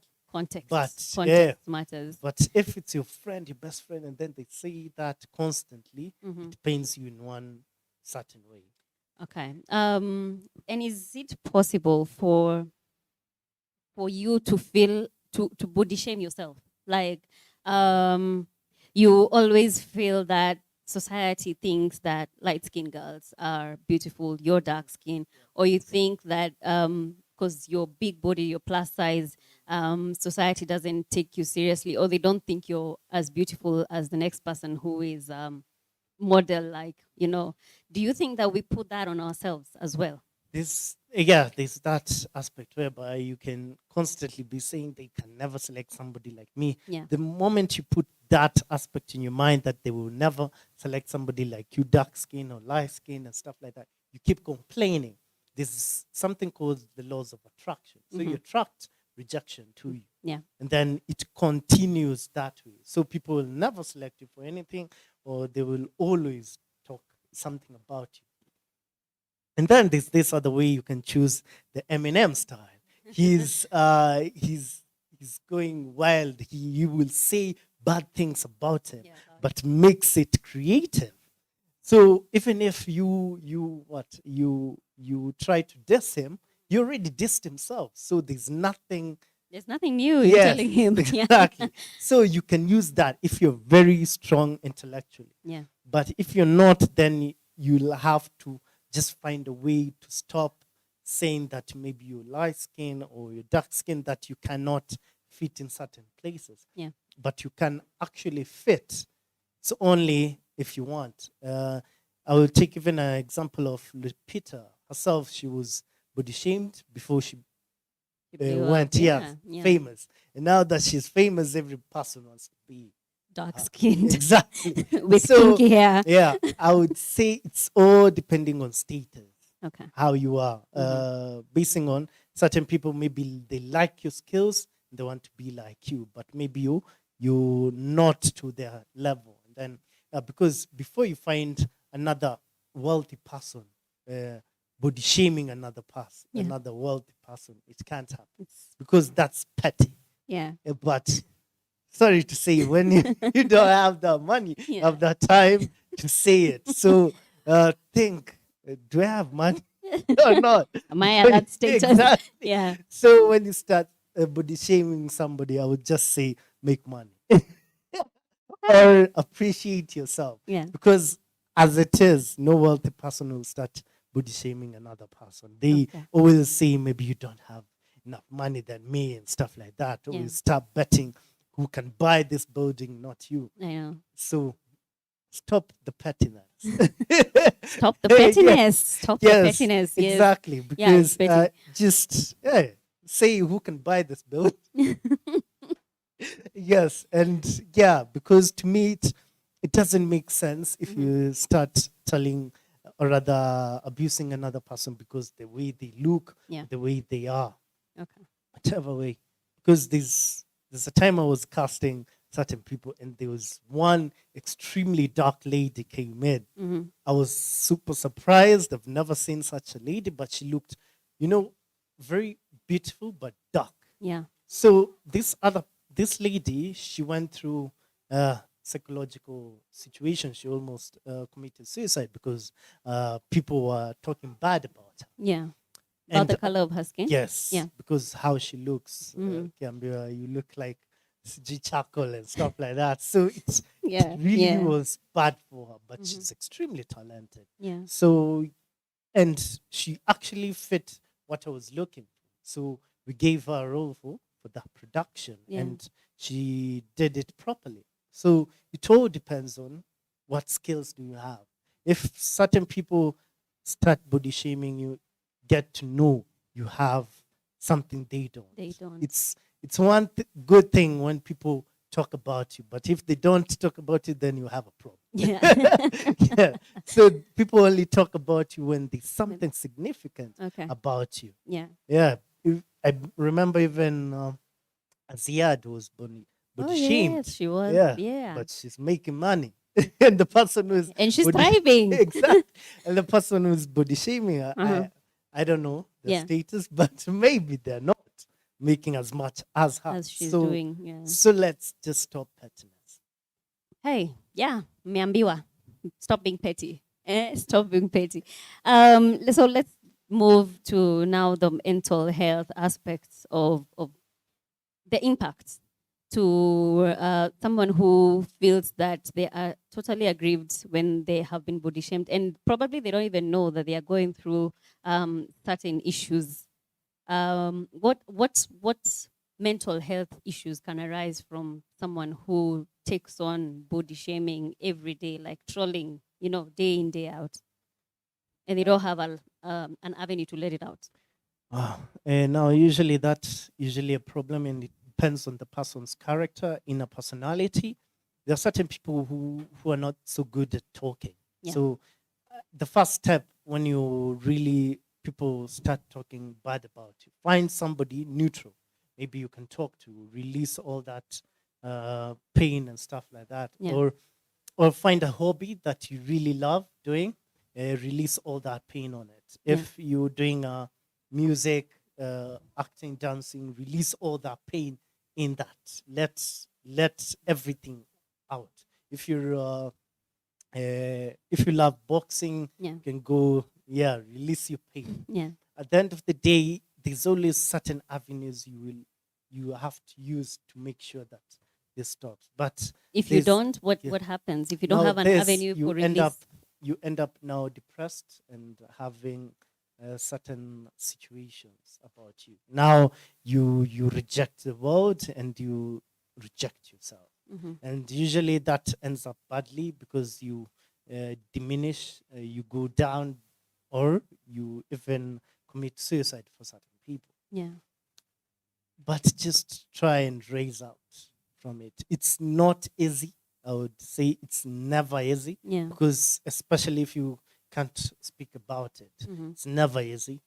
But do your best to try, use either your talents, your gifts, or talk to people who are around you. And if those people who are around you are the ones who would shame you, Yeah. now I don't know. Change your friends. Yes, exactly. Changes Change. friend, Yeah. or if you're very, how can I say? Because I would say if you're religious, turn to your religion. But at certain times, there are certain people who find even it's hard to go back to religion because they don't see that worth in it. So all I can say is try to train your mind better, because it's never easy. It's never easy. What about this age of social media that we're living in? You might not be trolled by people you know, people who are around you within your circles, but you post a video like every day, something is happening on TikTok, Instagram, and you had never had body issues, but all of a sudden guys are like, hey, you guy, you need to go work out, you need to go to the gym, or hey, you need to try these products. Maybe they're going to make your skin look like this or like that. People trying to make you conform to what they think is beautiful. How would you advise someone to deal with that kind of trolling when it comes to this issue of body shaming? That's the first thing. I said, if you mentally strong enough, say thank you. Always use that. Yeah, you can maybe curse on your mind, but don't curse on social media. And the best thing about social media is you can either block certain people or delete your account if you just see it going bad. Okay, as you told me, the president left the social media.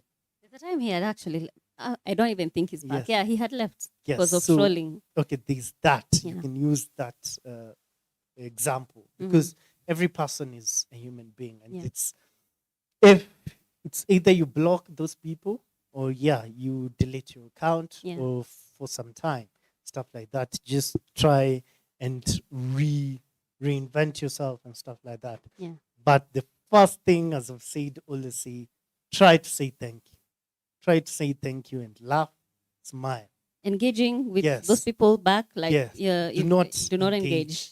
Especially on Twitter. Do not engage, because all I can say, this usually are keyboard warriors. And as I said, if you get this one person, when it's like a mob fight, you find very many people how can I say aggressive over something. But when you just pluck out one person and you beat that person thoroughly, others will live. True. So, Yeah, that mob It's usually mentality. it's the mob mentality. Yeah. So if you can change the audience of this person Yeah. now to go back to the sender, Yeah. you will find that this he or she will live, or rather will stop saying anything about you. Mhm. But always just say thank you. I appreciate it. Yeah. Let them continue. They will talk, and then another topic will come up. And you'll be speak. forgotten. Yes. All right. Let me go over to our social media. Mary McQuenkwe is saying, keep on doing purpose. Super proud. Okay, that was for our artist, sorry. The artist who was in studio here. Thank you so much, Mary, for watching. Michael is asking, do you think that we've made body shaming an issue today? Because we grew up being called some of those names by our own parents. Okay, yeah, there's that situation. Let's say if your parent constantly told you certain words, and then you've taken it so common. So when you tell certain people, you will wonder why they feel offended. But remember, we are all brought up differently. There's a quote I got this week.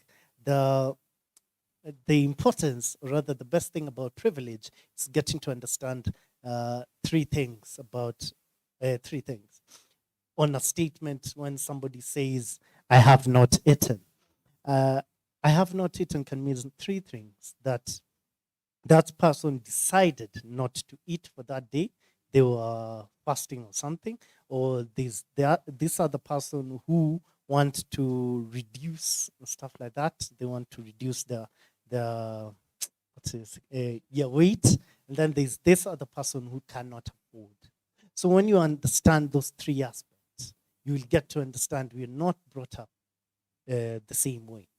Personally, there are certain places I cannot adapt to because I was brought up differently, and then other people are brought up differently. When you understand this person is not the same as you, then you will see what body shame them. Wow, simple. Yeah, simple and to the point. Beatrice is asking, how should families deal with body shaming? Hey, it seems it's a big thing coming Yes. from families. And yes, Yeah. because that's where That's- the root of all evils begin. I know. So the thing is, if you can, you should discuss with the person within your family, either your brother, your sister, who keeps on telling you certain things, Yeah. or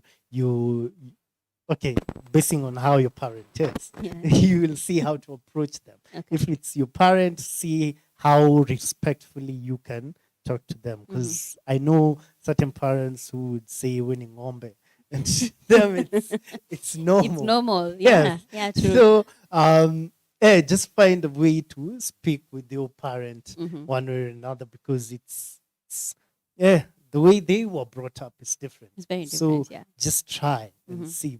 Tell him or her this is hurtful to me, Yeah. and just see how you can change it. It's like, let's say, for example, there are people who you call, maybe when you're in a relationship, you say, hi pumpkin. Yeah. It looks good, but kimambia, you lady, niaji malenge. It looks bad.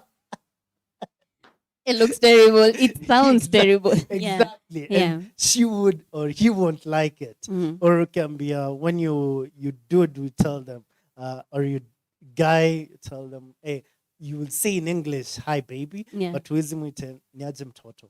Yeah. It Yeah. looks bad. Yeah. So it's just how you say it. Mhm. Just find a way to change how you can Yeah. put it in a unique way, Mhm. so that they would understand Okay. better. All right. I hope, Beatrice, your question has been answered. Ian is asking, at what point do you consider a compliment body shaming? Example, if you call a tall person tall, they consider it a compliment. If you call a short person short, they consider it body shaming. Yeah. It's a very thin line between, Okay. yeah. Okay, these that short people have short fuses. so so it just Not depends. all of us. Yes. I'm short. So not all of us. yes, exactly. And there are certain people are different. So if you know maybe a number of them are like that, try not to say it. For tall people, they like it because I don't know, most of them like it because they see it good. But for short people, it's different. A number of them that I know don't. So just get to understand the person you're telling. Yes. Okay. Before I let you go, I'm curious. Film, and you're in film, you're in the creative space. What brought you to become a mental health advocate? It's when it came to love, or rather to be passionate about mental health, Yeah. these certain things I went through as a child. First, there was bullying in school, Mm-hmm. and then there was certain elements at home. Yeah. Because as you know, not every family is perfect. Yeah. True. So certain things happening around made it a bit disturbing for me. Mm-hmm. So the same way I used to find ways I can channel the anger, channel the situations that I'm seeing Yeah. to become better.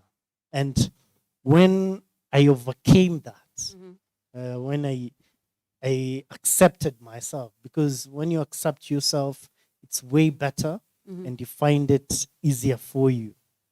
Yeah. So I accepted my situation, or rather what's happened. And then I used these elements or other aspects to guide other people. Yeah. So I came to understand mental health on a deep level. And then my mom she's in the medical field. Okay. As a child, I don't know why I got interested in reading psychological books. I got very interested in them. Yeah. So yeah, I kept reading, and the human mind was very interesting to me. When I kept reading them and everything, I discovered a lot more about it. Yeah. And yeah, I started helping my friends, stuff like that. And then now I help more people who are going through depression and certain situations, because I've been in such circumstances. Yeah. And I usually find it, I'm very passionate to helping these people so that they can come out of it. Yeah. Yes, it's just it's a feeling you cannot explain, Yeah. because it's just in deep. Yes. Okay. Yeah. So you didn't actually study or anything. It's just a passion. No, it's just a passion, Yeah. and I kept on doing this small trainings. Training. Yes, Uh-huh. going to certain places to understand.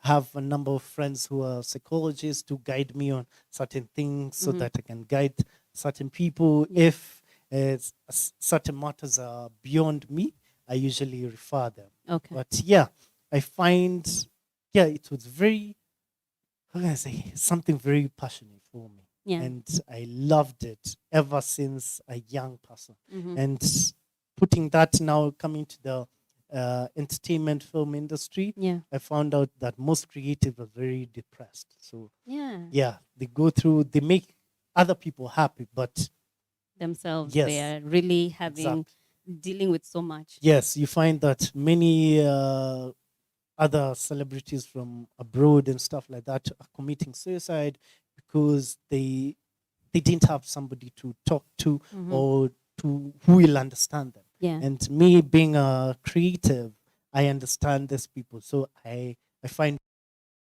Okay. so that they can be better, so that when you're coming to shoot a movie and stuff, you're all in the same mental space, Yeah. so that it's easier for us, because I have to look at every person's conditions, so that I know that at least I'm working with somebody who's okay. Yeah. But then if they're going through certain issue, you try to help them out. Okay. How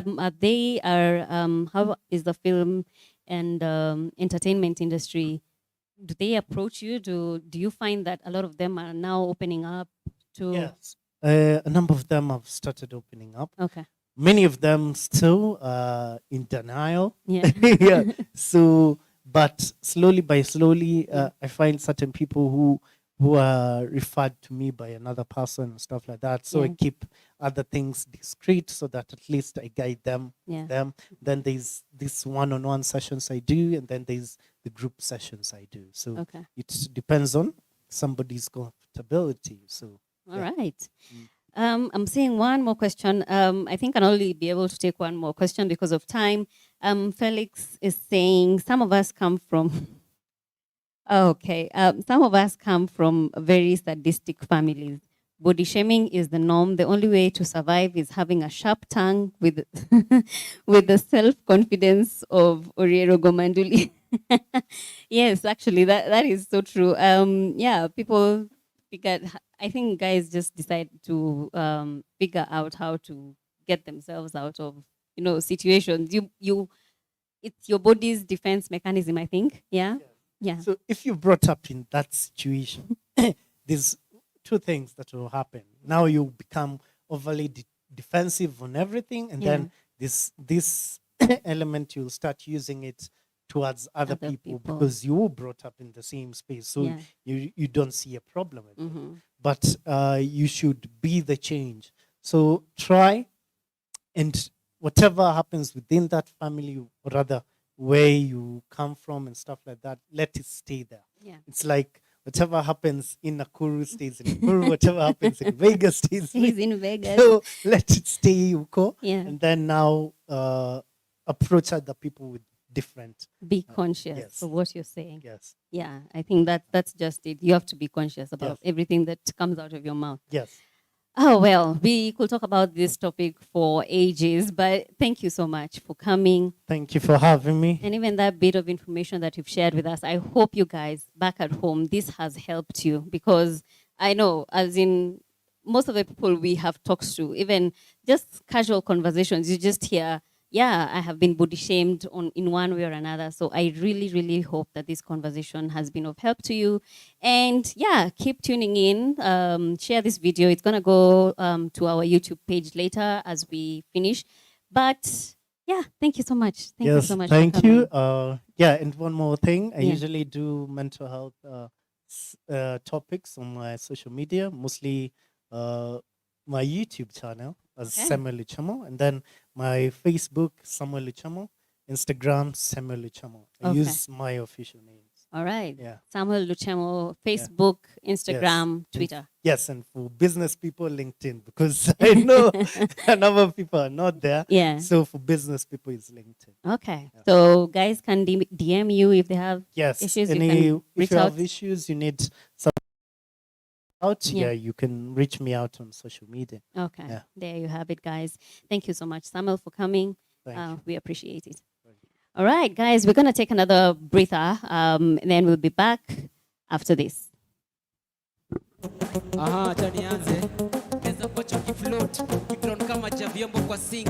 Niko trip ka treasure box chini ya maji. Mistari zangu zina scuba dive kama fish go off the hook. Siwezi unguza na kudifry. Ukichunguza uko in deep shit, kudume safi, nimepitia cattle deep, but that's too deep my nigga. Don't test the waters, utapata deep end. Kuna mdema na drone in deep thoughts, akilika lips bila neza ni deep kiss. Look deep in my eye, na cha haters na madarubini, wakinipimia gombali wakiwa depressed hawaamini. Majuoni ko deep ka submarine, majuoni ko na deep taste. Kama uko na shida unaweza departure, tukimesa na mimi naweza kudeport. Na sifu majuo slow na slow iko deep ndani ya glass. I'm a juicy fruit from a deep fruit. I'm too deep, my nigga, I'm too deep, and I just need it shallow for you. Shallow for me. You're going shallow for me. Okay, let's get it. Yeah. I was gone for a minute, now I'm back in a minute. I'm back in a minute, you about to feel the rap in a minute. Ain't rapping with limits, no time for all you haters, you bitch. I'm cleaning the dishes, wiping out the gangs and the rejects. Listen to this and get the details. I'm hot as a ghetto, but all you niggas in the middle trying to get to my level. You can't reach me, man. I'm a cold-hearted devil, but all you niggas giving millions and making them trillions. I'm here to break bones with a harsh stone, get gone. Still flexing on you, boy, get gone. Instead the kid when I pop up, I'm the dawn. Cash money, young T-Raw. I'll burn you to hell, bro. That's slow. I made $1 million and Henry, now I'm getting heavy. For the money and the honey's bank going crazy. Federico on the track, boy, pay me. Yeah. Allah. Je, buzz hapa ni fat shinda kolo, mwanaume apotoshi MC rudi moro. Buzz hapa mtu anazileta ni mimi solo, wacha hao mafala wakidrown ndani ya soro. Mkali wako mic mimi ni ugoro, style hapa ni boom bap sio zile za mayolo. Prince ya hao MC walai bado ni holo, hata ujite Christ online bado siwezi kufollow. Nika bow down to the best rapper. Mi ndio best rapper, so mi ndio best rapper. So nikajibow down here. Na kasi kujui, please don't come down here. Waku show, mi ndio mdeli, mi ndio mkali wao. Unasikia, niko hapa, niko tu kwa hao. Uliza mtiso, anajua mi si finje. Kila time nikikam, niko tu viso.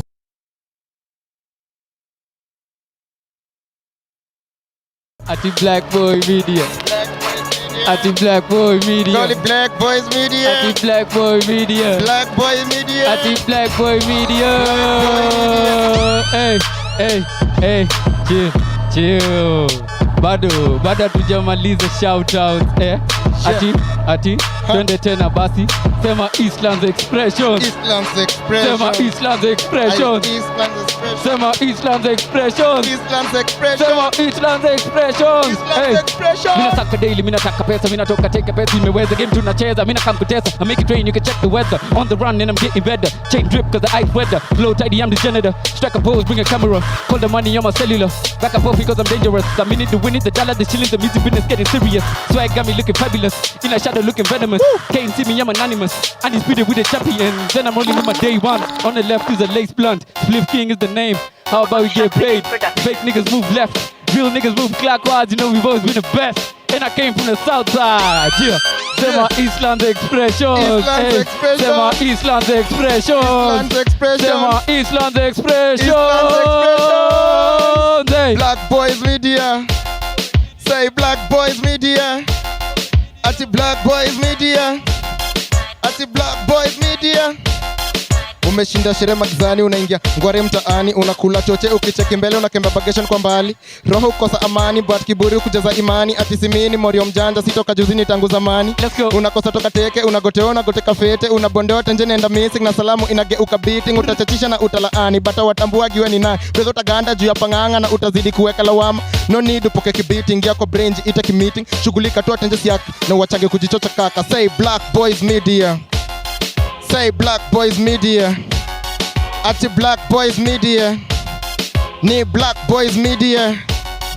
Kuna enzi tulikuwa wajanja, beli tutanaiti tutakanja. Insa tukifollow kina kibanja, saba leo sita wataja. Anyways in life my brother, but natesaga akina mother. Keto life imekuwa ni tiklock, pana kesho huwa ni another. Pona struggle tundo na mata, ngana toni noma joku pata.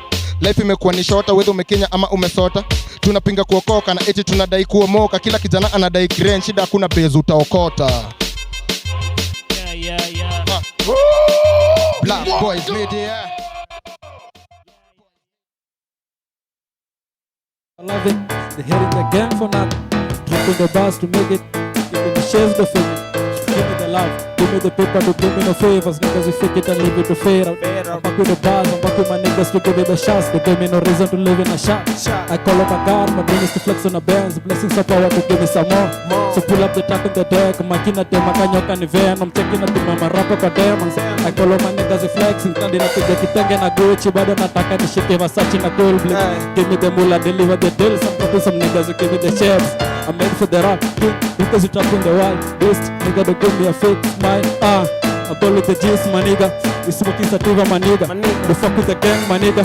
The fuck with the hoe, my nigga. So give me my space, my nigga. So give me my space, my nigga. Hey, because it's paper loving. They hate in the game for nothing. We drop it the pass to make it. Giving the shares, the fake it. Lazima tuwape kivumbi. Lazima tuwape kivumbi. Lazima tuwape kivumbi. Sekunde ni chache ninao kwa beat. Sijui ni roge na ngoso. Sijui ni kuje na bombe ama ni kuje na shash na koro. Sijui ni lete madiva ama tupate tukiwa visolo. Sijui ni trap na ngoso ama ni roge na sheng za local. Kumangana ni kitu napenda na kasi manangos na manga madiva. Napenda kupiga mamicha ni post kwa Twitter na vida tufike kamita. Sitaki asira na vile na tema madema Kolabo nataka na saru na bebe sipeni na pena mambicho. Nicheze kwa deli nipate mamita. Nalika na pena ni monster na sida. Na kladi na pogia ni shoti na timba. Na mbogile mbani flaki na tiza. Na kama ni ni jumu na shika wadhi, sitaki kufala za duka. Bani mafala lazima watii na wale kupiga pajama na supra. Pia watoto wa sasa ni mimi ndo Mols Donili na Isa. Toka sambaza injili sasa ni tisa semeni kufika. RookacE paper loving, we hitting the game for nothing. We talk to the bars to make it, we giving no shares to fake it. Lazima tuwape kivumbi, lazima tuwape kivumbi, lazima tuwape kivumbi, lazima tuwape kivumbi, lazima tuwape kivumbi, lazima tuwape kivumbi. Check it, better days, yeah, better days, we're praying for better days, better days, we're praying for better days, better days, we're praying for better days, paper ways, we're praying for paper ways, paper ways, we're praying for paper ways, paper ways, we're praying for paper ways. Check it. Amazing. Asanteni sana TIZAFACE na Double M. How are you feeling right now by the way? I'm feeling great. Nashukuru kwa hapa. Okay, it's nice to have you. Yeah. So let's start from you TIZAFACE. The first time we saw you guys ilikuwa ni kwa Sci-Fi Islands Expressions 2019. Let's talk about that first. How was that for you? Ilikuwa great. Okay. Ilikuwa time yangu ya kwanza kufanya Sci-Fi.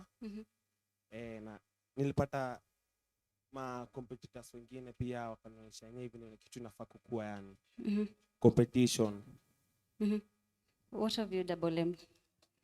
Hiyo ilikuwa as in mimi sikuanga freestyler. Okay. But when nilikuja hapo kuangalia venye yani zile talent ziko pale zikanipatia motivation kufanya more practice. So as in nililearn mob kwa hiyo ni Sci-Fi ya kwanza. Okay. So Double M ni initials ya jina gani actually, tuanzie hapo? Okay, Double M ni initials ya jina ya Mystic Mike. Okay. Mystic Mike, so mimi najita Mystic Mike, sasa nikachukua hiyo M na M. So zote ni zangu za usanii. Mystic Mike, so Double M unaweza niita M squared, Mystic Mike ama Double M, yote iko sawa. Sawa Double M. Na ile jina yenye watu hawajui ni gani? Mike. Hiyo ndo jina yangu kamili. Okay. Na wewe TIZAFACE? Jina hapa nilitoka. Yo, TIZAFACE na jina yako yenye sisi hatujui. Jina ya mjui ni Kevin. Okay. Lakini natumianga TIZAFACE kwa usanii. Okay. Yeah. TIZAFACE atatoka wapi? Mtaa ama place unatoka? Riverside. Okay. Baba Dogo. Okay. Yeah. What of you Double M? Mimi pia natoka Riverside Baba Dogo. Tumelelewa pamoja. Okay. So ROOKACE gang ilizaliwa lini? Nasema ilizaliwa 2019. Professionally tulianza 2019. Okay. So how did you guys come up ku decide nyinyi wawili mnaweza form hiyo gang? Is it mmekuwa mkisikiza ngoma za the other side before ama how did that come about? Okay. Mimi nilikuwa napenda hip hop kivyangu. Nilikuwa napenda kusikiza hip hop sana. Free time najaribu na chora. Saa na venye studio tumelelewa na huyu. So venye mimi nasikiza hip hop, kumbe pia yeye alikuwa anapendanga hip hop. So but yeye ndo alikuwa wa kwanza kuventure kwa music sasa professional. Akaenda karekodi ngoma ya kwanza inaitwa Make It Club.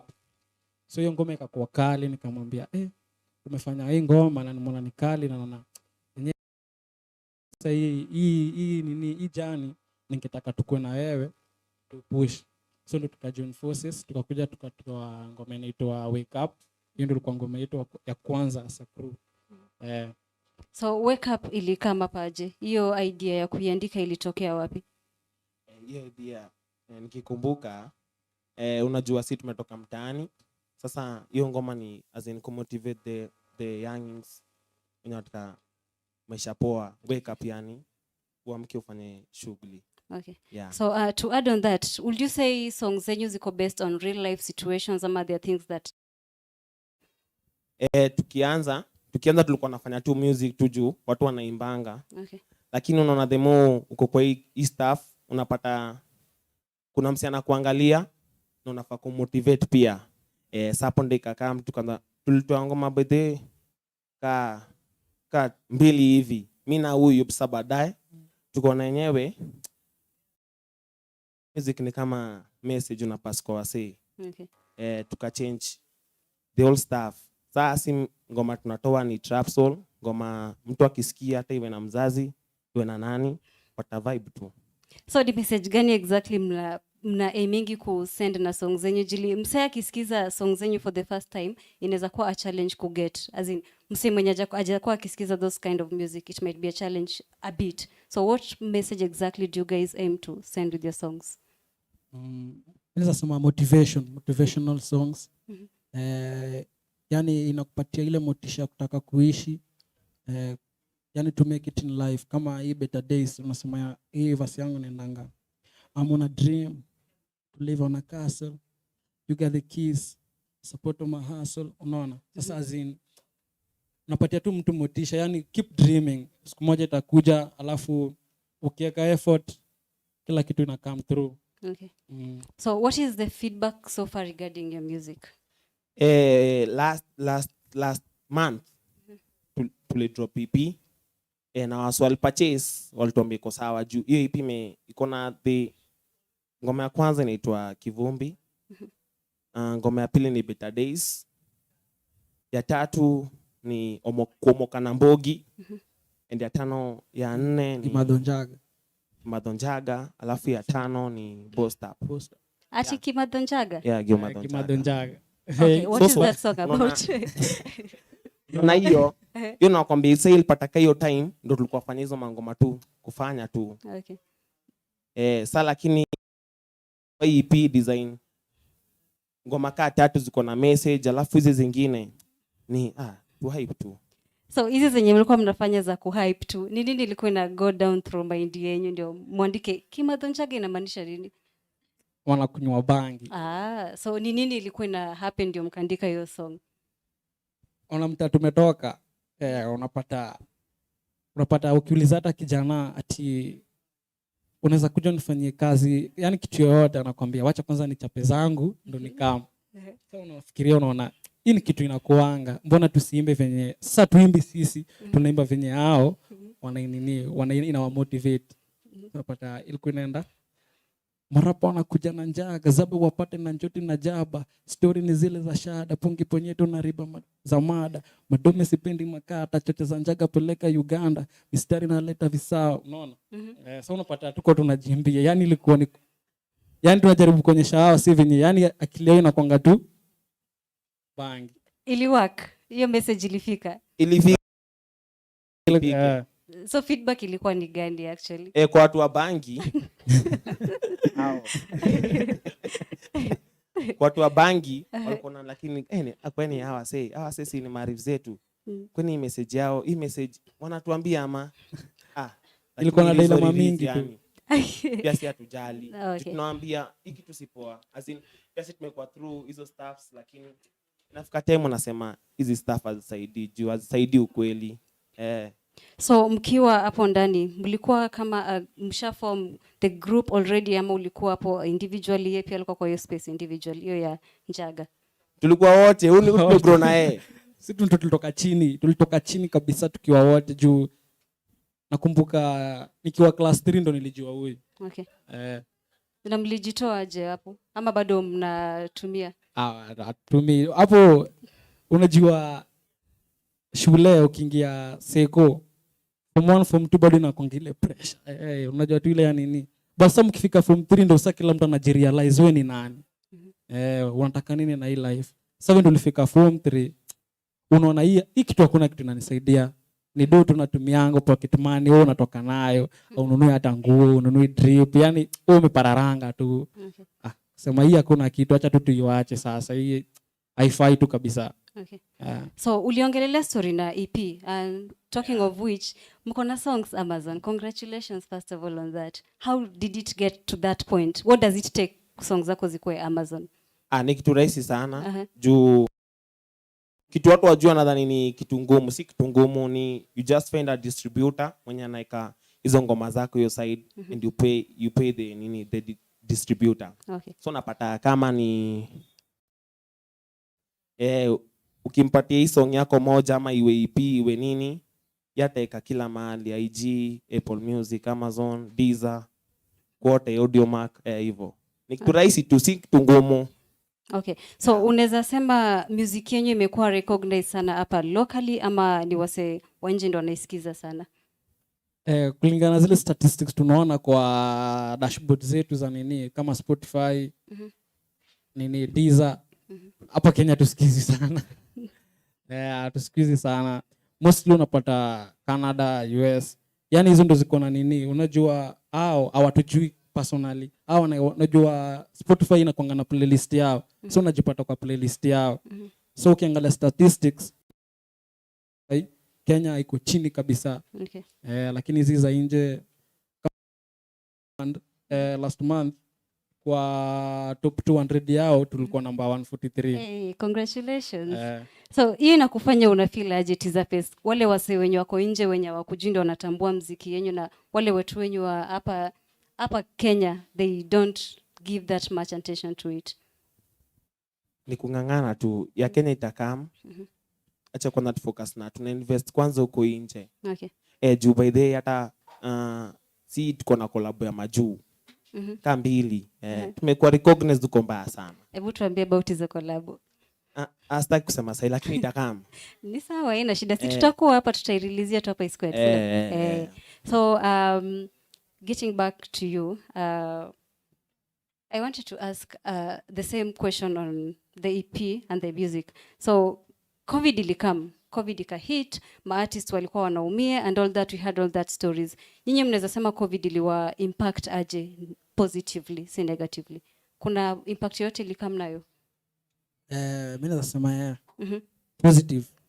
So kama nilikuwa job, sasa venye COVID ilikam, nika lose job. Sasa unaona kupoteza hiyo job ilinipatia ile focus yangu yote ikakuja kwa muziki. Sasa ndo hata nikapata hiyo chance ya kuandika hiyo EP. Azini sasa akili yangu yote ilikuwa tu kwa muziki. So mimi kwangu naweza sema COVID ilikuwa ka blessing kwangu kwa music. Okay. So nilikuwa napata more time na spend kwa music kuandika. Okay. What of you Tizaface? Hivyo tu. Tulikuwa wote kazi lakini kazi chini. Okay. Tukabaki tu ni music sasa ndo tunategemea. Yaani hiyo time. Pia tena mafans walikaa hiyo time juu tuli drop freestyle fulani kidhani. Hatunge drop lakini since ilikuwa time ya COVID na tuna kitu ya kudu tukachapa hiyo stuff, mafans kadhaa wakakaa tena. Okay, speaking of which, hiyo time ya COVID tu, kuna huyu Nigerian DJ aliplay song yenyu, yeah? So how do you guys feel about winning but not here like nje? Jili you get more recognition nje. Like ili kufanya feel kama you needed to do more as a group ama you guys needed to do more to get recognized here locally? Unajua huyo DJ venye alicheza tulirealize kitu moja. Wewe fanya music, do good music. Watu watakusikia hata kama kwenye watakusikia. Wewe fanya tu kitu mzuri. Kuna msee mahali ataisikia itamfurahisha. So unaona kama si hata tukujua kitu kama hiyo ilifanyika. Tulikuwa tu tagged tukaambiwa na kuna DJ fulani Nigeria amecheza ngoma yenu na ameweka top 5 kwa nini kwa playlist yao. Sasa tukaenda kuangalia tukaona. Sasa ndio ilipatia motivation. Hata hiyo nini ilitupatia ile nini ya kusema acha tufanye, acha tu nini hii pia harakishe i drop. Unaona? Ilikuwa tu blessing kabisa, naweza sema ndio tunaweza tamani kuko on the Kenyan map, but acha kwanza tu tufanye good music. Hata kama itawezekana tujulikane nje before tujulikane Kenya, hata iko better. Okay. What of you Tizaface? Hivyo tu vimesema. Yaani wewe kila kitu anasema tu ndio hivyo tu amesema. Kila Okay, not as a group. Wewe ulifeel aje kama individually? Individually. Yeah. Nasema nini? Mimi nilikuwa tu sawa pia yani. Sawa. So mnaweza sema songs zenyu zilikuwa based on vitu mona ziki happen or okay we talked about this but ndakas. Yeah, that's what.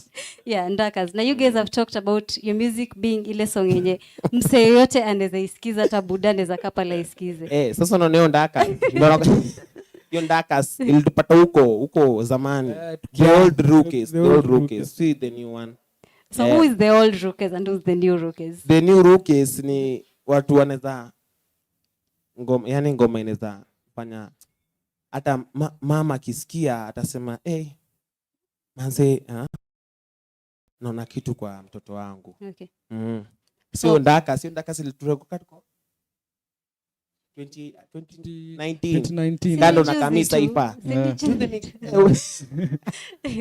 kando na kamsepa ya kwanza Black Boy hiyo time. Okay. So like mnaweza sema okay, before muanze the group, what was the ultimate goal? Mlikuwa mnataka kuachieve nini? Tukianza Before muanze ndio sasa muamue sisi tumeanza, sisi we are artists as Rookers gang. What did you guys want to achieve before? Okay, so before tulikuwa tunataka tu ile fame. Okay. Kusema before tulikuwa tunataka tu fame. But saa hii kituuliza hiyo swali saa hii tunaweza kuambia tunataka kumotivate, yani tunaitaka as a living iko part of ya tunatengeneza living nayo. Tunataka hiyo fame, unaona? Tunataka sema tu hizo ndo vitu important kabisa yenye tunaweza taka nayo. Okay. And eventually you guys will get there, sindo? Kila kitu inakuja na time yake. So most of your songs are more of rap. Is it because you guys embrace rap more? Nasema tunapenda rap. But though tuko kwa training za vocals. Okay. Juu hatungependa ngoma zetu zote tunaficha msee anakuja na aneka nini? Aneka like singing, unanipata kama unapata ndio most raps unapata msee anaficha mtu ndo akuja amwimbie chorus. Sasa sisi tunataka to train vocals ifike point yenye tunaweza imba chorus na bado tuimbe verse. Okay. So what do you guys where do you guys see this group in the next 1 year? The next 1 year mimi naona tukiwa mainstream. Mainstream. Tutakuwa mainstream. Pia wewe hivyo tu. Hivyo tu. So Teaser Face, unaweza sema nani ndio your biggest influence hapa Kenya? Kenya? Yeah. My brother. Okay. Yeah, Double M. Okay. What have you Double M? Hapa Kenya rapa. Yeah. I only listen to gani mnakwanga mmempea ile limit ni yeye tu, sisi tumfikie? I only listen to Teaser Face. You only listen to Teaser Face? I thought you guys also listen to Calligraph. Ndiyo ngoma yake kichezo utasikia lakini si ati tuko full time tutaisikia ati nimeweka kwa earphone ama simu ati namsikia. Okay. So nani mngetaka kufanya naye collab? Tuanzie hapa kwetu. In Kenya. Hapa kwetu kwanza In Kenya labda Magic Senga tu. Okay. Yeah. Na wewe? Hapa Kenya nikiangalia labda Beiti. Beiti. Another question. Kwa Kivumbi mliongelelea mnataka kitu na Saru wa Manyaru. Ni nini imehapenia Saru sasa? Hiyo ilikuwa tu rhyme. It rhyme. Okay. And what of internationally? Internationally Nasty C manze ule ndo idol wangu. Mimi namsikia kabisa. Yani as in aenda ananimotivate nikiandika yani Nasty C. Yani ile siku ndo waifanya naye collab nitona nimemake it kabisa kwa hii music industry. Yeah. What of you? Make Mill, Dream Chasers. Yeah. Okay. So the first time we shared the poster with you guys as we wind up, there's a post ulieka about talking on depression and drugs. Is it something that you guys have grown seeing around you? Amani, is it something that just came up? Or is it something you've witnessed at first hand? Tulishai witness. Tulikuwa na beshte yetu mmoja. Tuligrow ingine. Unajua venye unajua sisi tunatembeanga venye tuligrow. Sasa kuna mmoja wetu tuligrow tu naye primary tukakuwa tu sawa. Tukafika seko akaenda boarding nilikuwa ya mbali. Then akaanza tu madre pole. Akamaliza. Bado tu sasa ni kama ilikuwa imemuingia. Akakuja akaanza tu madre. Sasa unajua mzazi akagundua. Sasa mzazi venye aligundua akachaka kumpea pesa. Sasa ni akona tu stress atoa pesa kununua. Hivyo sasa imefika point sasa hivi wenye tunaongea hayuko tu sawa kabisa as in sema tu ni short wire sasa hii. Okay. So do you guys also still keep in touch? Akikuja beza tupate tumechill anatugotea. Akaya atajona unatoa hata afit kwetu. Unapata tu mwenyewe anajitoa. Lakini si tunaweza omba tu kama maparo wake wanaweza ng'ang'ana apelekwe rehab. Inaweza kuwa fiti sana. Jumanzeni bado ni beshte yetu, hatuwezi mkana tukikutana naye tunasema usi beshte yetu. Ni msi tuligrow na yeye. Okay. I hope ata get better, si ndio? Ata get better kulingana na venye tuna push maparo wake. Okay. Anaweza kuwa fiti. Okay. Teaser face. What would you say is your greatest challenge as an artist solo? Wachana na group kwanza. Wewe peke yangu. Unapata saa ingine ujisiki kuchora mistari. Na hiyo pia ni challenge. Saa ingine tuko depressed. Pia sivyo tunakuwa hapo na watu depressed. Tukaa tu hizo na fantasy the same. Nizo tu mbili. Have you talked to someone about the other part of being depressed? Niko na wasi naongeanga nao. Okay. Na wananipatia advice 2-3 hivi. Okay. Alafu takuwa sawa. So right now you are better. Okay. So, hii mwezi tunaongelea story na health na fitness, na hii wiki tunaongelea story ya body shaming. Na since mko mtaa, ni kitu niko sure mmeshaona iki happen pale mtaa. Mshai experience.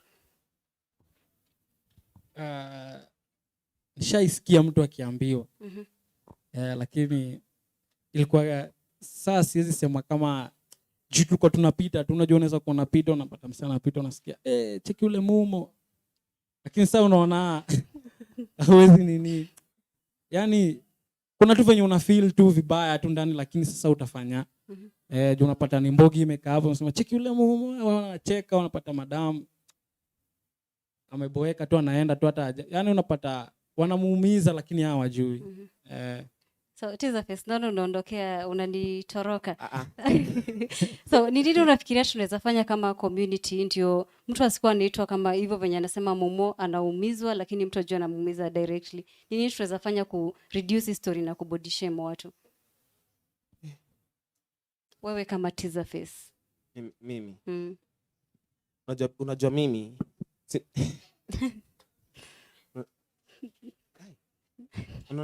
unaona swali kama hiyo. Mimi mtu akisema Momo mimi nitacheka. Sasa mimi sababu sisi nikisaidia ndadanganya. Mbona ucheke though? Okay, ni sawa. So before ni watch and perform the other song, I'd love to talk about the next song you're about to perform. Then nirudi na comments. Tell us about the next song you're about to perform. Better Days. Yes, Better Days. Yes, unajua sisi as in bado sisi haja make it sana. Na hata penye sasa tuko kuna mwenye anasema si tuko sawa, lakini mimi najua sisi unajua bado hapa bado tunataka kitu kingine yani. Okay. We are praying for better days. Juu sasa penye tuko bado kuna struggles kadhaa. Okay. So was it a collective idea ama ilikuwa idea ya msemo mmoja? Collective tu. Ilikuwa collective. Yeah. Okay, sawa. Simu iperform alafu turudi, si ndio? Yeah. Okay.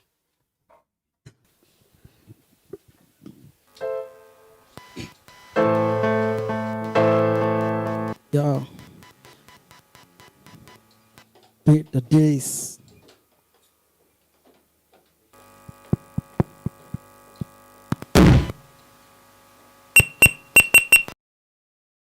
ROOKACE. Better days. I'm praying for better days.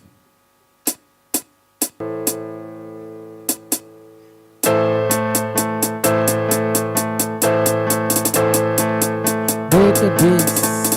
Yeah, check it. Days. I'm praying for better days. Better days. I'm praying for better days. Hey. Better days. We're praying for better days. Better days. We're praying for better days. Paper ways. We're getting more paper ways. I'm on a dream. To live on a castle. Live on a castle. You got the keys. Support on my hustle. Formula Beast. The legend of Narcos. I keep it on real. I'm making my life good. I was so quick on the come up. I was so quick on the field. Check it. Yeah. I call my God for a backup. Nigga. check it, check it. Yo, pull up.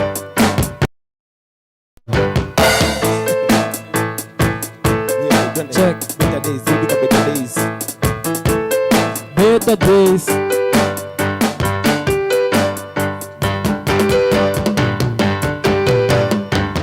Better days, we praying for better days.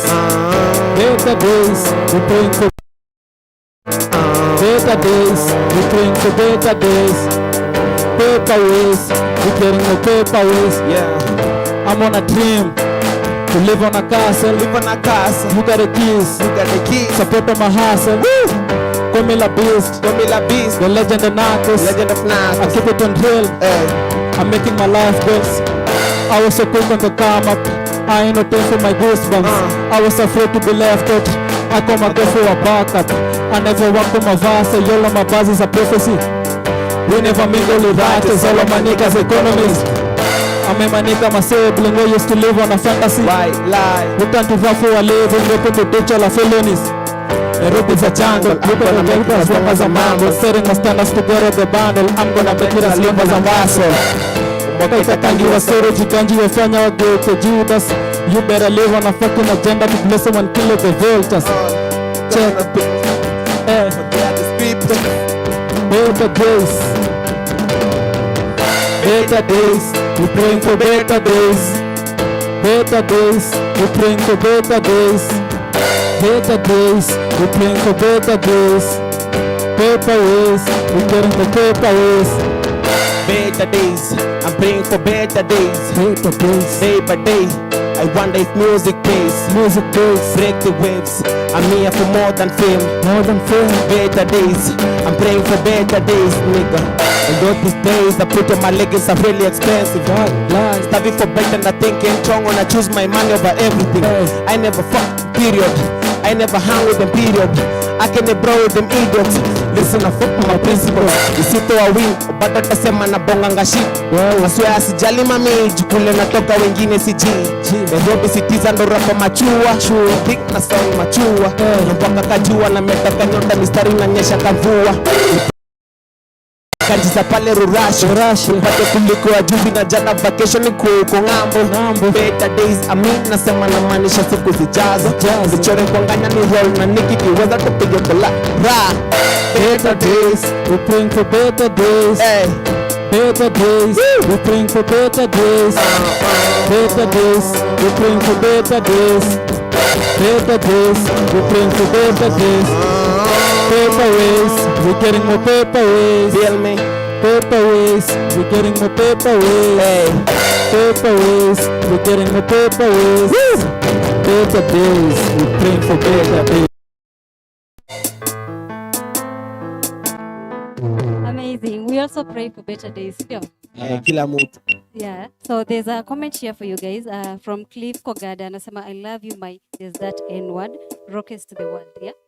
We also pray that you keep shining. Songa sindo? Kaidange kakienda.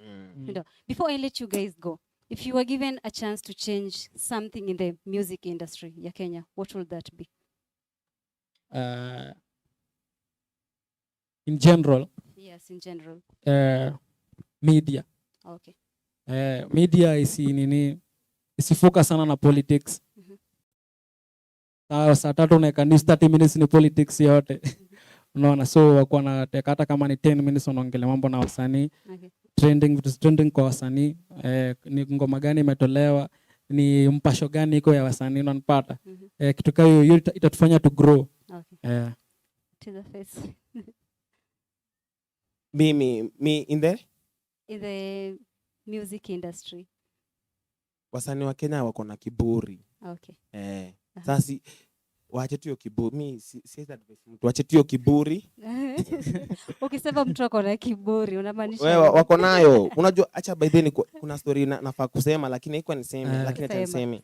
Unajua by the way si kuna msee alitukula do. Manze ilituuma, nani big fish kwa industry manze, lakini isi time ya kumwanika nile hata kumwanika juu we don't focus on this nini Kenyan industry. Hiyo ni cloud yenye itarita ndio tutatrend saa hii. Tutatrend na hiyo cloud, nani atasikiza ngoma yetu? Wacha tutrend na ngoma. Kisha trend na ngoma ndo tutafikiria hiyo maneno. Ndio. Haikule tu akaita. Ni last year sana niko sure imeisha odo. Na mtaendelea kugrow beyond that, si ndio? Mtaget Yeah, zingine na mget wasejeni na kuwa. Unajua tena ni mbali. Mali mnenda ni mbali. Kabisa. Si ndio? Kabisa. Okay, sawa. So thank you guys for coming to our show manze, tumeshukuru sana. Mimi nime have fun ku hang out na nyinyi. Si ndio? Si next time hata mkidrop hiyo ngoma nyingine tutaidrop yetu hapa jili E squared ni ya sisi wote wasanii, si ndio? Okay, sawa. Asanteni sana. Album inakaa. Ni sawa, tutangoja. Shukran. Bless up. There you have it guys, that was ROOKACE gang all the way from hapa kwetu Kenya, and umesikia kile wamesema guys, artist waache kiburi, let's support our fellow artists, and tuendelee kusonga pamoja, because if one thrives in that space, the whole country thrives, you know. I'd love to call back my co-host, Josephine.